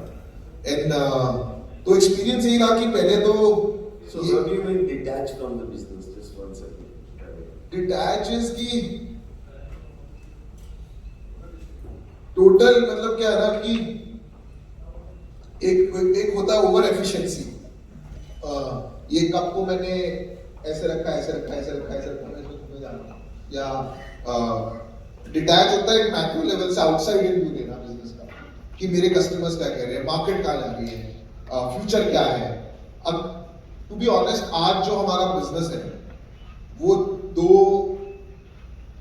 साल पहले डिसाइड हो चुका है, मतलब वो देखिए आज क्या है, मतलब 80% डिसीजन हो चुका है कि वो क्या होगा, क्योंकि आज इस क्वार्टर में क्या सेल होगी ना, आप कितना भी डंडा मार लो, कितना भी इंसेंटिव दे दो, वो 8 क्वार्टर पहले जो आपने इनिशिएटिव ली थी उससे डिसाइडेड है मोटा मोटी 10। मतलब कि लॉन्ग टर्म इनिशिएटिव से बिजनेस में सबसे ज्यादा ग्रोथ आती है। तो अगर मैं 3 साल आगे नहीं सोचूंगा और 2 साल आगे कस्टमर की क्या वैल्यू प्रोपोजिशन होने वाली है, तो मैं 2 साल बाद अपने आप को बहुत ही हैंडीकैप पाऊंगा। आप कैसे कर दो, आप ये कह रहे हो कि अभी इस क्वार्टर में जो होने वाला है वो तो डिसाइडेड ही है, उसके लिए तो लोग रखे हुए हैं। वो 2 साल पहले मतलब वो ऑलरेडी मतलब मैक्रो लेवल पे, हाँ, प्लस माइनस मतलब 10% 20% डिसाइडेड है। Plus minus 10% people already decide. हाँ, ऐसा नहीं है कि आप सडनली अब मतलब आपका मार्केट शेयर 50% हो जाएगा जो कि 20 होना था, वो या तो कोविड ने कुछ कर दिया तो अलग बात है, अदरवाइज वो प्री डिसाइडेड है। आपने ऐसा 2 साल पहले क्या किया था जो जैसे जियो है, जियो ने ऑप्टिक फाइबर केबल लगाई, ये लगाई, तब जियो बना था। वो सोच तो पहले से शुरू हो गई थी, काम पहले से शुरू हुआ था। अगर अभी आप बैठे बैठे अगले 2 साल आगे 3 साल आगे 3 साल आगे का मिनिमम सोचना शुरू कर देते हैं, और वो ट्रैप हो जाता है, तो उससे निकलना बहुत जरूरी है, वो सबसे ज्यादा जरूरी है। अगर वो नहीं किया तो फिर ग्रोथ, बिजनेस तो अच्छा चलेगा पैसे बनेंगे, पर growth will stagnate, exponential growth will stagnate, exponential growth will stagnate, non linear growth will stagnate. हाँ, so the non linear growth, that is what you मतलब वो जो बोल रहे हो ना 5x 10x जो अभी हम जैसे हमारी तो फैक्ट्री अच्छी चल रही है, ऑर्डर भी आ रहे हैं, हमने भिवाड़ी में नई फैक्ट्री लगा रहे हैं, वो तो अभी काम ही नहीं आनी, 1.5 लाख चश्मे बनाएगी वो दिन के, पर हमें 3 साल आगे वो जरूरत पड़ेगी ना, तो अभी उस पर काम करेंगे तब वो बनेगा। और एक ही होता है ना, हमें एज ह्यूमन आदत होती है कि हमें वही काम करने, अभी कुछ ऐसा खा लो कि वेट कम हो जाए, right, that is the human psychology. But most rewarding things in life are the ones which take time। तो आपको लोगों में इन्वेस्ट करना है, आपको ट्रेनिंग में इन्वेस्ट करना है, आपको टेक्नोलॉजी में इन्वेस्ट करना है। टेक्नोलॉजी में आप इन्वेस्ट करोगे तो आज अपना रिजल्ट आएगा, 3 साल बाद ही आएगा। तो आई थिंक ये इससे निकलना बहुत जरूरी है। तो मैं शार्क टैंक इसलिए भी गया था कि मुझे देखना था कि दुनिया में अभी क्या चल रहा है, मार्केट में क्या चल रहा है। जो चीज पहले 10 दिन में होती थी आज 1 दिन में हो रही है, जिनमें 3 साल है। तो मेरा यही देखना था, हमारी टीम में 4 लोग हैं, वो लगे हुए हैं, उनको रोज नए लोग रखने हैं, उनके पास फंडिंग कम है, वो 4 लोगों ने मिलकर 1 साल में 10 करोड़ का बिजनेस बनाया है। वहाँ पे 2 बच्चे 21 साल के, उन्होंने 6 महीने में 20 करोड़ का बिजनेस बनाया। तो आपका पर्सपेक्टिव बदला, मेरा भी पर्सपेक्टिव बदला कि बॉस कहीं ना कहीं कुछ गड़बड़ है, something is missing, what are this people doing, maybe they are taking more risk, maybe they are using technology, right. तो इस तरीके की चीजें, या अगर फैशन देखें, हमारा बिजनेस में फैशन बहुत है, तो हमारा एक व्यू था कि फैशन वही है जो एक सेट ऑफ कम्युनिटी पहनती है। पर शार्क टैंक पे कई ब्रांड्स आए, स्ट्रीट वेयर ब्रांड आया, जिसमें अर्बन मंकी आया, एक और ब्रांड आया। तो स्ट्रीट वेयर एक नई कम्युनिटी पता लगी जो गली बॉय से शुरू हुई है। तो अभी मैं वापस आया तो मैंने एक एंटरप्रेन्योर को भी हायर किया कि बहुत सब स्ट्रीट वेयर ब्रांड। बट ये स्ट्रीटवेयर ब्रांड सिर्फ 3 साल बाद हो सकता है हमारा 500 करोड़ का रेवेन्यू हो जाए, जो कभी अंदर डब्बे में बैठे पता भी नहीं चलता कि कोई स्ट्रीटवेयर भी एक माइक्रो कम्युनिटी डेवलप हो रही है इंडिया में, राइट? तो I think that is micro, तो वो शार्क टैंक में मेरे लिए बहुत सही रहा कि So how is your experience on funding and what are the things on funding? ये तो पता चलेगा, बट फंडिंग ये था कि मैंने तो mostly I love two things, entrepreneur and technology.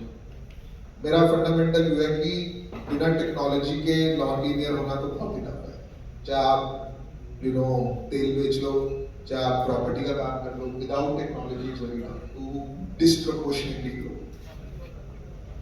हाँ, क्योंकि इफ पर्पस तो एंटरप्रेन्योर से लिंक्ड है। अगर सी क्या है ना, बहुत एंटरप्रेन्योर्स आए, कुछ पिचेस दिखाई भी नहीं, उनका गोल ही है कि उनको वो आते हैं पहली पिच मुझे यूनिकॉर्न बनना है। ये तो बहुत ही आउटपुट रिलेटेड पिच हो गया। हमें बनाना क्या है, ये तो मैंने तो मार्केट का काम है कि आप बनोगे नहीं बनोगे। तो पर्पस वही है जो मैं विजन की बात कर रहा हूँ कि आपको प्रॉब्लम क्या सॉल्व करनी है। तो मैंने तो अभी time will tell, I have invested on mostly young people. So when you invest on what? I mean, I'm not asking. So the question. On clarity of entrepreneur and technology. So आपने इतने सारे लोगों से बात की जो कि इस सर्कल में हैं, blah. So the question about Shark Tank is not about what did you invest on, etc. The question is about funding or investment in general. So when you are investing or when the investment community invests, so what you said my focus is about the entrepreneur. You bet on the person. Is what I understand. Yes, because आदमी पे bet लगाते हो. Because आप कुछ में भी मतलब Spiderman हो, बट अगर आपको लगता है कि I have arrived in life, तो दैट इज मतलब आप बहुत लोग कहते हैं मैंने माउस ट्रैप समझ लिया। अगर आपको लगता है कि हमने समझ लिया तो ये सबसे बड़ी प्रॉब्लम। अगर हमें लगेगा कि सेंट्रलाइज चश्मे बनने चाहिए, 4 चैनल पे बिकेंगे, यही मॉडल है, यही, तो ये तो बिल्कुल बस ये। बट एबिलिटी, ह्यूमिलिटी जो होती है ना, humility is ability to learn, ability to accept. तो अगर एक 21 साल का बच्चा कह रहा है कि मेरे को पता है मैं इन चीजों में अच्छा हूँ, मेरे को भी नहीं आता है, मैं ये करूंगा पर मैं ये करना चाहता हूँ, उसके बाद पहले तो मेरे से 8 साल ज्यादा है फेल होने के लिए, राइट? और उसके बाद वो उसको पता है, वो मतलब हवा में नहीं है, उसको पता है कि मैं क्या अच्छा कर रहा हूँ क्या नहीं कर रहा, क्योंकि सब कुछ तो किसी का भी अच्छा नहीं है ना, बिजनेस, और जो आज है वो तो कल है ही नहीं।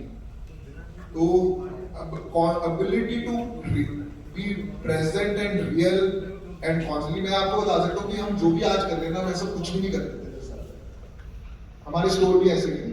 But ability to constantly learn is I think the biggest asset. तो मैंने तो उसी पे बैठ किया, देखिए क्या होता है। Right. And you said that if somebody says I have arrived, then I can't invest. No, so I'm saying that's a general thinking that you're talking about. So that you would say even for yourself or for people. That was कोई अगर बोलेंगे मैंने ना business model बना दिया, अब यही business model है, ये rocket. So what is your thinking on that? I mean that is what you're saying that doesn't work. Not for long term. What is good today is not good tomorrow. आपने coffee shop बना ली, आप आते हो, लोग coffee पीते हैं, अच्छी coffee लगती है, आपको लगता है दुनिया कॉफी मिलेगी, स्टारबक्स आ गया, वहाँ पे आप बुलाते हो, बोलता है हाय राहुल, आपका कप पे नाम भी लिखता है, अब आपकी एक्सपेक्टेशन वो हो गई, तो दूसरे वाला बंदा, तो what is good today is not good tomorrow, right? And customers को तो अब आपको 10 मिनट में डिलीवरी आ रही है ब्लिंकिट से, अब तो आपको वो चाहिए, तो कॉन्स्टेंटली चेंज करना तो सबसे ज्यादा, और हमें तो आदत है ना, we are as human being we want to constantly improve. तो ये तो हो ही नहीं सकता। हम अपनी लाइफ आज देख लें, और 5 साल पहले वो मोटे सीमेंस के फोन, फिर स्मार्टफोन आ गया, फिर ये आ गया, तो यही कल्चर है। This all ties back to culture. अगर आपकी कंपनी में कल्चर ही ये है कि मुझे सीखना नहीं है, एंड तो वो मेरे हिसाब से काफी लिमिटिंग है ग्रोथ की। आपको भी सीखना पड़ेगा, आपके लोगों को भी सीखना पड़ेगा, आपको ये समझना पड़ेगा कि मुझे कुछ नहीं आता है और मुझे रोज सीखना है। Every day has to be daisy. That's a very difficult thing to do because we think you already know it all. It is difficult especially when you become like number 1 in a category. तो ये बहुत बड़ी problem है ना, और लोग अगर हम नंबर 1 नहीं है तो भी मतलब अगर नंबर 1 नहीं है तो भी बिजनेस मालिक को यही लगता है लास्ट। यस सर अपनी कंपनी में तो नंबर 1 होते ही हैं तो इसलिए आपकी कंपनी में तो नंबर 1 सी आपको कुछ भी लगे अपने बारे में, मैटर तो ये करता है कि कस्टमर को आप क्या लगते हो, राइट? और कस्टमर को आप क्या लगते हो वो और भी डिफरेंट है कि आप क्या हो। अगर मुझे लगता है आप घटिया हो, आप अच्छे भी हो, आपको लगता है आप अच्छे हो, तो क्या फर्क पड़ता है ना। Perception is reality, right? मैं तो कॉफी शॉप बाहर एक स्टारबक्स है, कैफे कॉफी डे है, मैं तो जो मेरे को लगा मैं किस दुकान में जाऊंगा वही तो सोर्स ऑफ ट्रूथ है ना। आपकी कॉफी बेटर भी है तो क्या बेटर है, तो वो डिसीजन तो आपको कैप्चर करना है। तो परसेप्शन अगर आप नहीं मैनेज कर पाए तो भी प्रॉब्लम है। अगर आपका एम्प्लॉय आपको ज्वाइन ही नहीं करना चाहता तो हो सकता है एक इंजीनियर निकला कॉलेज से, राइट? मैं आईटी से निकला, मेरे पास 4 जॉब ऑफर है, एक अमेज़न से, गूगल से, एक वॉलमार्ट से और एक टाइटन से। मतलब आपका भी बच्चा होगा, आप क्या करोगे? डिसीजन तो वही हो गया, चाहे वॉलमार्ट ज्यादा पैसे दे रहा हो, चाहे टाइटन ज्यादा पैसे दे रहा हो, आपको कहोगे बहुत अमेज़न गूगल में चूज करना है। तो दैट इज वो मैटर ज्यादा जरूरी है। वो ही बता रहा है कि आप नंबर 1 हो या नंबर 2, और वो मेंटेन करना very difficult and reality known करना। हमारे इतने लोग आते हैं वो बोलते हैं कि ये टास्क कंप्लीट हो गया, मैंने ये पूरा ट्रांसफॉर्म कर दिया। अरे आपने कर दिया, सामने वाले को लग रहा है कि वो ट्रांसफॉर्म हो गया। तो वो मेट्रिक बनाना सक्सेस का is step 1। His or her feedback is what will define success, and that will keep us here. Very nice. So for a lot of us, the question we were talking about, we were working on is when, or is there a right time, or when is, so this may not be the right question, but when should we invest? We are all family-owned businesses, family-owned or one-man running businesses. We are not in the investment community. So मतलब हम लोग को कोई funding नहीं है, nobody is funded here. 0 people funded, like that कोई funded नहीं। Funding करनी चाहिए, नहीं करना चाहिए, प्रॉफिट हमारे सही है या डबल हो रहे हैं तो ठीक हो रहे हैं या ग्रो कर रहे हैं। इन्वेस्ट बिजनेस में या थर्ड पार्टी बिजनेस? नहीं, मेरे को फंडिंग लेनी चाहिए या नहीं लेनी चाहिए, और लेके मैं करूँगा मतलब।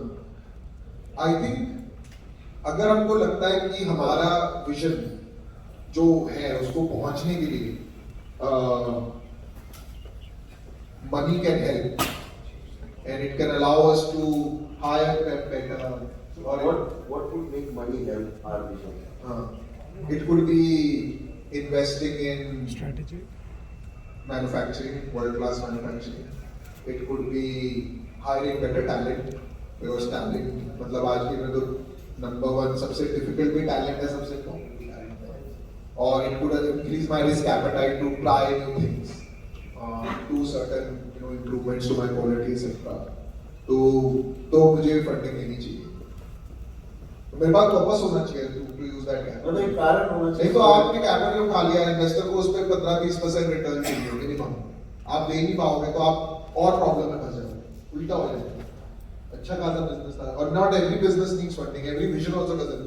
आपकी कंपनी इनफ कैश जनरेट कर रही है, आप इन्वेस्ट, आप अपना तो इन्वेस्ट नहीं करना चाहते, आप इन्वेस्टर, पहला क्वेश्चन इन्वेस्टर ये पूछेगा कि आपके पास 400 करोड़ का पैट है, आप वो तो इन्वेस्ट नहीं कर रहे, आप मेरा क्यों इन्वेस्ट कर रहे हैं? तो आपके पास पर्पस होना चाहिए इन्वेस्टमेंट, बिकॉज अगर आप इन्वेस्टमेंट लेके बैठे रहोगे तो भी प्रॉब्लम है। हाँ, because there is You have to return capital, right? There is ROC, return on capital investment. तो yes, अगर आपको लगता है कि फंडिंग तो बिल्कुल लेना चाहिए, और उसके लिए पर आपको पार्ट करना पड़ेगा इक्विटी से, वो भी एक बहुत बड़ा टॉपिक है which I have seen for people. ये इसमें भी बता दो, when you are parting with equity, what happens? It is a mindset issue. मतलब कि ये ओनर है, मैं ओनर नहीं हूँ, हमें ऐसी कोई फीलिंग नहीं है। मतलब ऑब्वियसली अगर कोई पैसे लगाएगा तो वो रिटर्न तो चाहेगा, उसको आपको इक्विटी देनी पड़ेगी। जो अगर आप अच्छे से बिजनेस चला रहे हो तो वो इन्वेस्टर तो आपके बिजनेस में घुसेगा, तो उसके पास 20 है, 25 है, 30 है, it doesn't matter.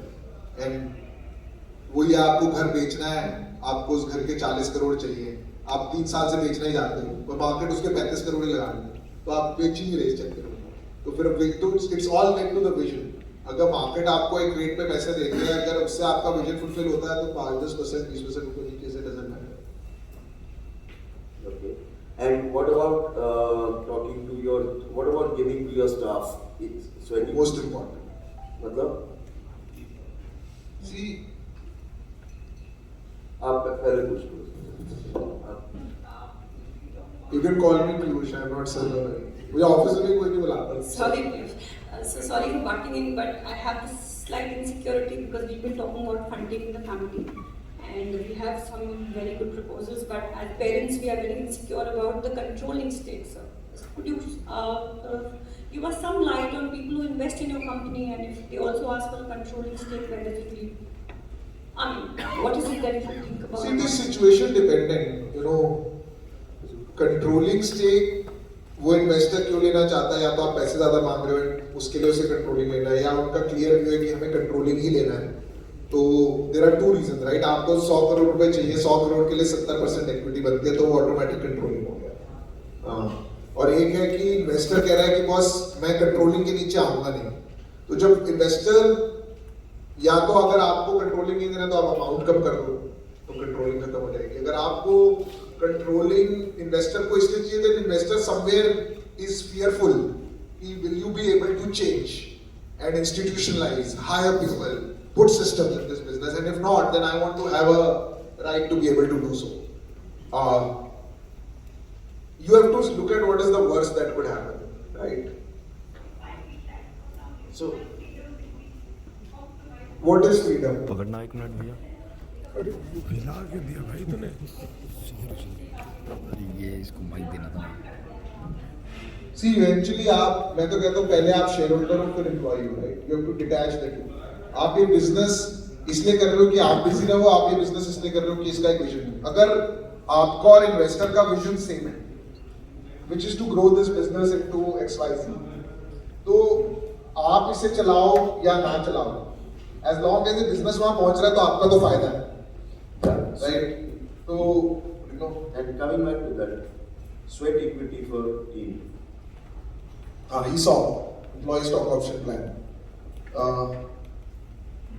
See, overall fundamentally, right, this age, this era is very different from जो पिछले 10 साल का era था इंडिया में, राइट. और जब हम लर्निंग की और चेंज की बात कर रहे हैं तो ये सबसे बड़ा चेंज है. और acceptability of this changes I have also struggled with, but आपको एक्सेप्ट करना पड़ेगा कि market has change, India has change. आप सोचो कि मैं तो पहले 20,000 रुपए में इस आदमी को रखता था और अब उस आदमी को 30,000 मिल रहा है, पर मैं इसको 20 में रखूंगा तो फिर आप 1 साल रखते ही रहेगा, आदमी नहीं मिलेगा आपको, बिकॉज आप ग्रो कर रहे हो तो वो आदमी ग्रो कर रहा है. It is economy that is growing, right. But अभी क्या है ना, one thing that everybody has realized is कि businesses are not built by factory, by assets. They are built by culture and people. And लोग हैं तो वो आगे business बढ़ाते हैं.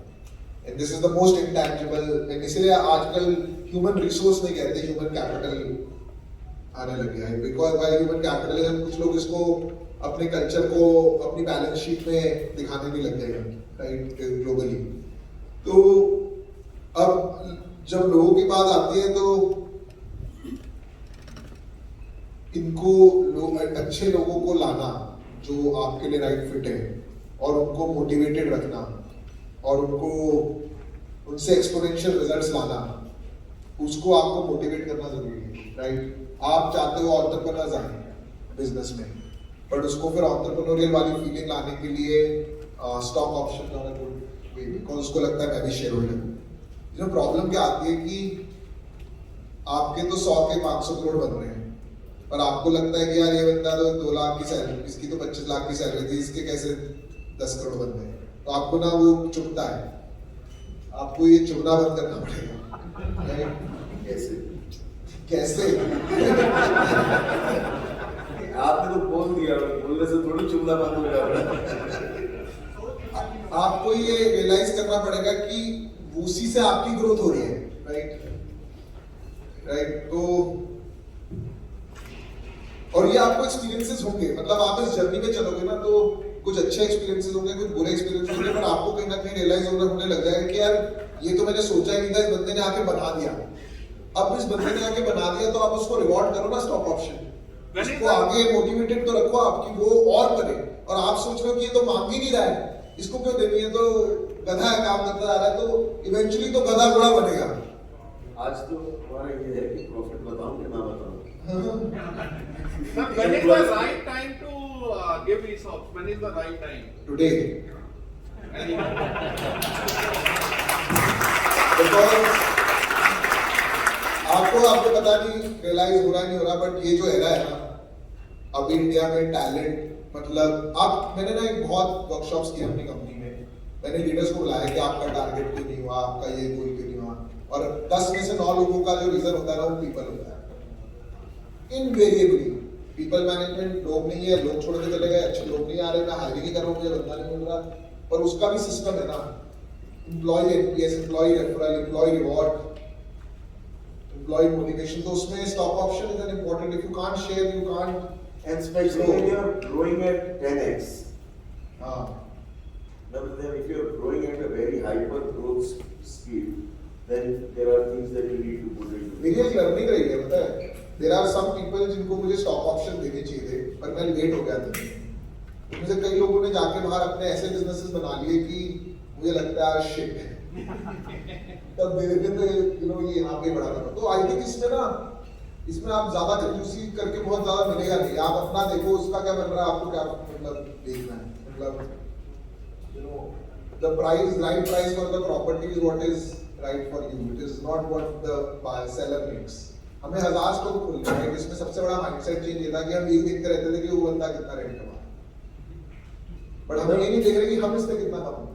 क्या आपको 1000 स्टोर खोलने थे, ये देखते थे कि जिससे हम प्रॉपर्टी रेंट पे ले रहे हैं वो कितने पैसे कमा लिए अगर हमने रेंट पे, हम ये नहीं देख रहे कि अगर हमने स्टोर खोला तो हमारा क्या रेवेन्यू होगा, हम कितना प्रॉफिट करेंगे। तो ये जो है ना, ये प्रॉब्लम एक माइंडसेट प्रॉब्लम है, इसको बदलना जरूरी है। इट इज टफ है of course for everyone. Sir हमारे साथ भी ऐसा ही हुआ था जब राहुल सर की क्लास हमने 10 की आज भी हमने डिस्कस किया था, तो हम ये करते थे राहुल सर कितना पैसा कमा रहे हैं, अल्टीमेटली हमारा बेनिफिट कितना हो रहा है वो आप सब देख ही रहे हो यहाँ पे क्राउड देखिए। ओके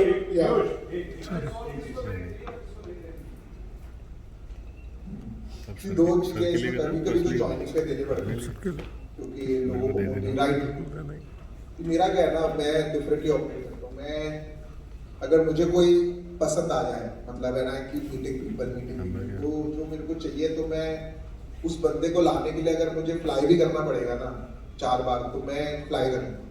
देयर आर पीपल जिनको मुझे 1-1 साल लगाया लाने में, मेरे आपको लगेगा कि मैं ही एम्प्लॉय हूँ, राइट? तो उस केस में but those are very senior people you are talking about, जब आप किसी को तोड़ के लेकर आ रहे हो या कुछ कर रहे हो, Yes, और वो बहुत बहुत बहुत सीनियर लेवल पे हैं, they are at a very very very very very senior level. और ईसॉप उसको देना चाहिए कि अगर आप शुरू में नहीं दे रहे तो आपको उसको देना चाहिए जिसको आपको लगता है कि इस बंदे में पोटेंशियल है, BCI या BMP लिखना है। ये आगे आके इसमें पोटेंशियल है, and I want to retain this person, I want this person कि अगर इसकी ओनरशिप होगी कंपनी में तो ये और मेहनत से काम करेगा। ये ESOP जो है ये हमारी इसमें तो चलेगा नहीं ना, हम लोग लिमिटेड कंपनी तो है, हम तो प्रॉफिट शेयरिंग कर सकते हैं। नहीं, प्राइवेट लिमिटेड में कर सकते हो सर। चला गया ना, प्राइवेट लिमिटेड में क्या प्रॉब्लम? आप बिजनेस के लिए काम कर रहे हैं या उस बंदे के लिए? We can not build business to keep people happy, we have to build business to achieve the goal. अब हमारे यहाँ इतना हुआ है कि कोई यंग बच्चा आया, 3-4 साल काम किया, रिकॉर्ड ब्रेकिंग उसने रिजल्ट्स लाए, हमने उस बंदे को हेड बना दिया उस बिजनेस का। वो 25-30 साल का बच्चा है, उसके जो जिनको वो रिपोर्ट भी करता था वो भी उससे सीनियर है। उसमें से उसका एक कोलैटरल डैमेज है कि कुछ लोगों के दिमाग में बैठा है मैं इस बच्चे को कैसे रिपोर्ट करूं, क्या करूं। वो कोलैटरल डैमेज से आपको ज्यादा फर्क नहीं पड़ना चाहिए, आपको फोकस करना चाहिए कि इस बंदे में पोटेंशियल है। तो इक्वालिटी तो कब खत्म हो गई कि मैं भी 4 साल का एक्सपीरियंस है, राहुल का भी 4 साल का एक्सपीरियंस है, तो both of us should get the same salary. ये जमाने चले गए, राइट? ये जमाने गए, ये जमाने गए। मैं 37 साल का हूँ, राइट? आप सब मेरे से बात सुन रहे हो, प्रोएक्टिवली सुन रहे हो, आप सबको तो एक्सपीरियंस है मुझे। Very nice. ये तो आपको ये जो माइंडसेट है ना, ये आपको हटाना पड़ेगा।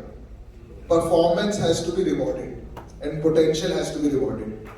Just because somebody is old in your company and आपके घर में रोज डिनर करने आता है और आप फैमिली को जानते हो, इसीलिए तो आप बिजनेस नहीं ग्रो कर पाओगे। आप उस बंदे के अराउंड अपना बिजनेस बना रहे हो, बिजनेस के अराउंड लोग नहीं रखते।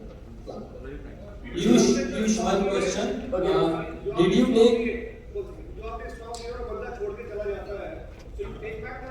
नहीं उसका वेस्टिंग पीरियड होता है ना सर। नहीं, जो उसका वेस्ट हो गया तो वो तो उसका वेस्ट हो गया ना, वेस्टिंग होती है स्टॉक में 4 साल। You are giving the stock as a not on the investment, आप उसको as a gift भी कर रहे हो या उसको रिटेन करने के लिए कर रहे हो। वेस्टिंग पीरियड उसका वेस्टिंग पीरियड होता है ना, उसने 2 साल के बाद छोड़ा तो 2 साल में जो वेस्ट हो गए वो उसके पास है, बाकी 2 साल के तो बच गए। Okay, right. Thank you.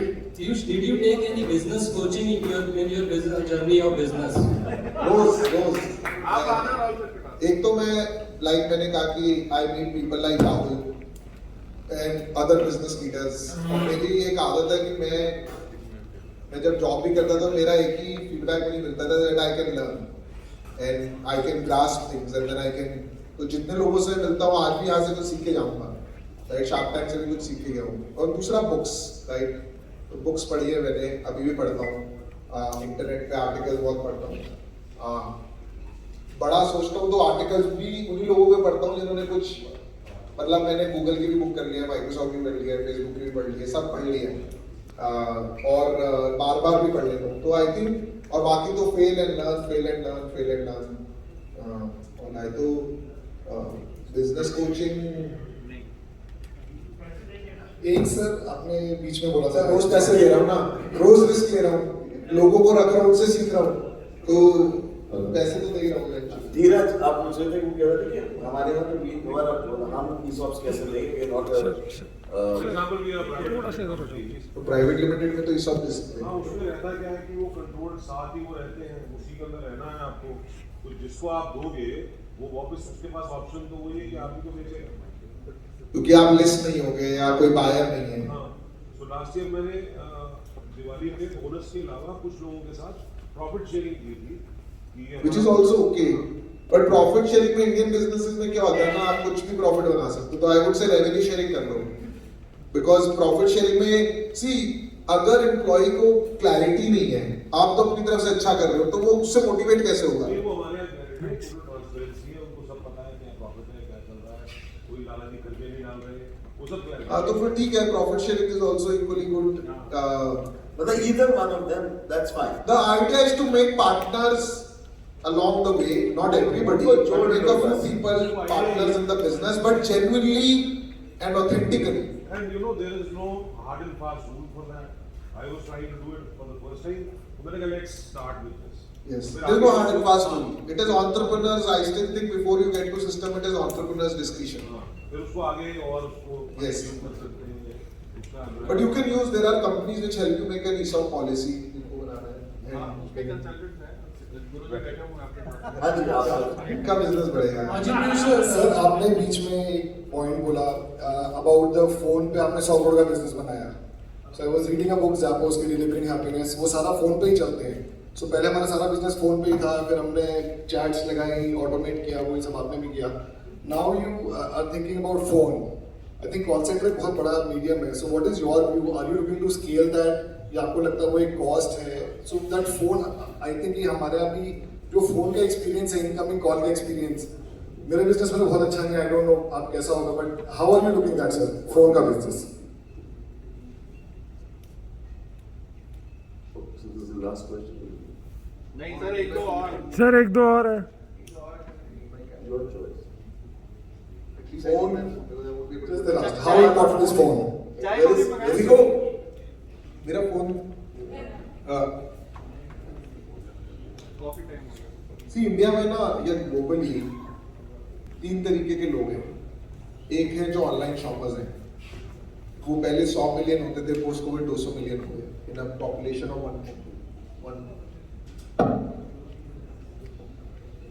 1.2 billion हो गया। और जियो आने के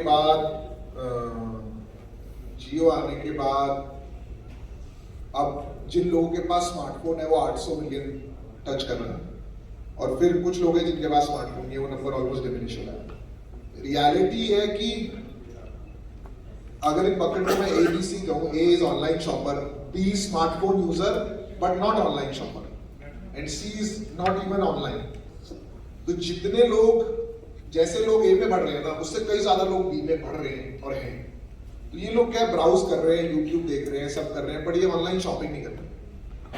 तो पर ये ऑनलाइन इन्फ्लुएंस हो रहे हैं, तो ये कहाँ शॉपिंग कर रहे हैं? दुकान पे कर रहे हैं, फोन पे कर रहे हैं, इनको असिस्टेंस चाहिए।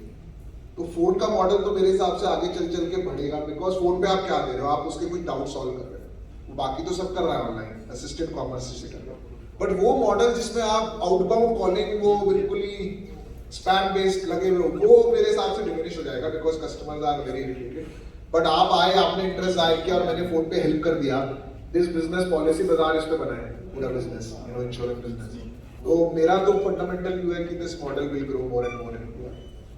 Thank you so much. The model is changing and evolving. All the time. So the model, the basic model changes and evolves. Yes. When you sit down and your core team sits and works on that. You have to be on the ground, meet customers and understand and step out and observe क्या चल रहा है दुनिया में. You have to see what is happening in the world. What is अभी Amazon ने एक store बनाया है लंदन, UK, US में, जिसमें आप ग्रोसरी लेके सीधा बाहर जाते हैं. और एक फैशन स्टोर बनाया है जिसमें ट्रायल रूम के अंदर कन्वेयर है. राइट, तो आपको सब कितनी सिंपल प्रॉब्लम है ना, आप 4 कपड़े लेके ट्रायल रूम में जाते हो, इनवेरिएबली आपको कुछ और ट्राई करना होता है, फिर आप वापस बाहर आते हो, फिर आप वापस क्यों लगते हो। उस ट्रायल रूम में स्क्रीन पे आप बता सकते हो मुझे ये ट्रायल करना है, पुराने कपड़े कन्वेयर से बाहर जाते हैं, नए कपड़े अंदर आते हैं, और आप 10-15 मिनट में। तो ये समझना जरूरी है ताकि फिर आप इससे इंस्पिरेशन लेके अगले 3 साल में क्या इन्वेस्ट करना है आज से शुरू करें। So how do you sit down? How do you do strategy? I'm saying, so with your team, and if with your team, then how do you like to?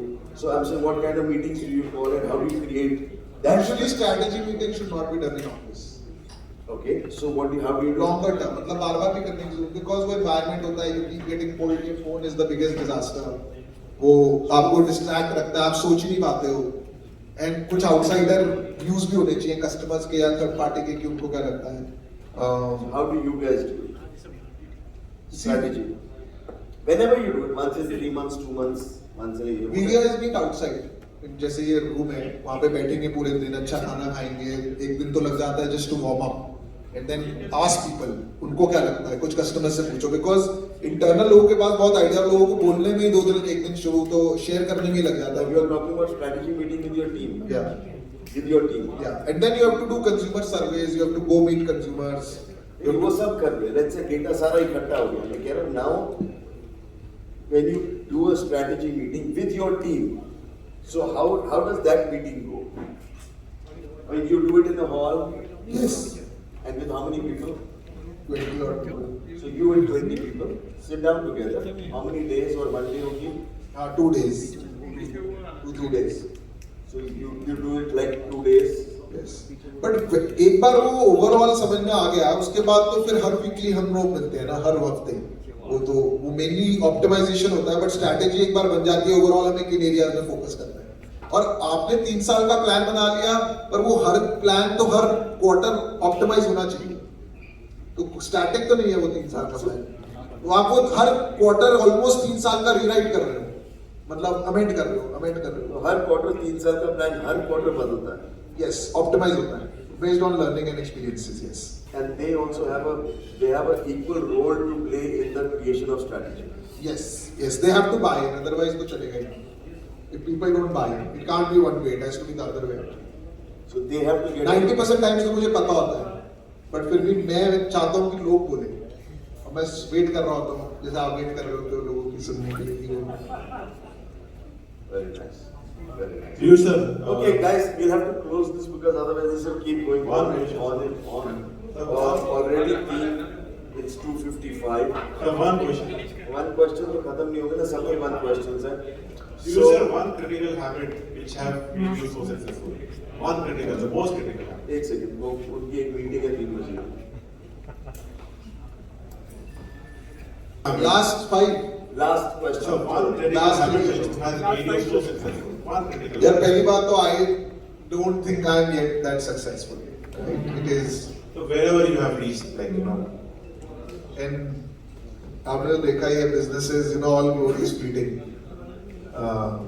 तो हो सकता है कल कुछ आप मेरे बारे में और ही सोच रहे हो, तो सक्सेस नहीं, but I can tell you things that have seem to work.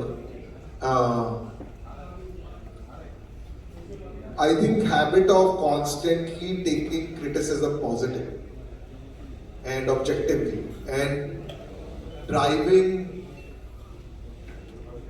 meetings objectively.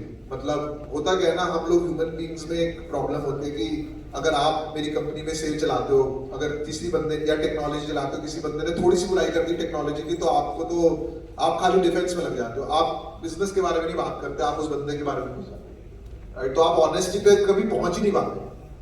वो ड्राइव करना कॉन्स्टेंटली कि भाई तुम्हारे बारे में बात नहीं हो रही, बिजनेस के बारे में हो रही है, आपको कोई डाउट नहीं करना, आप पे तो अभी ट्रस्ट किया है, बट अगर हम इसको सुनेंगे नहीं तो इम्प्रूव कैसे करेंगे? आई थिंक, और ये बहुत टफ है, ऑनेस्ट होना ना अपने आप से और अपने बिजनेस से और अपने कस्टमर से और अपने एम्प्लॉय से is the most difficult part, because हमेशा लोगों को लगता है हम अपनी उस बंदे के बारे में बात कर रहे हैं, अपने बारे में बात। अगर आप मुझे अभी लेंसकार्ट की कोई बुराई कर दोगे तो मेरी शक्ल नहीं उतर जानी चाहिए, क्योंकि आप मेरे बारे में नहीं बात कर रहे ना, आप मेरे बिजनेस के बारे में बात कर रहे हो। I think that please. Awesome, great. No, we'll wind up. Otherwise, this is not going to help. Okay, guys. So great. Can you all just thank you for being with us?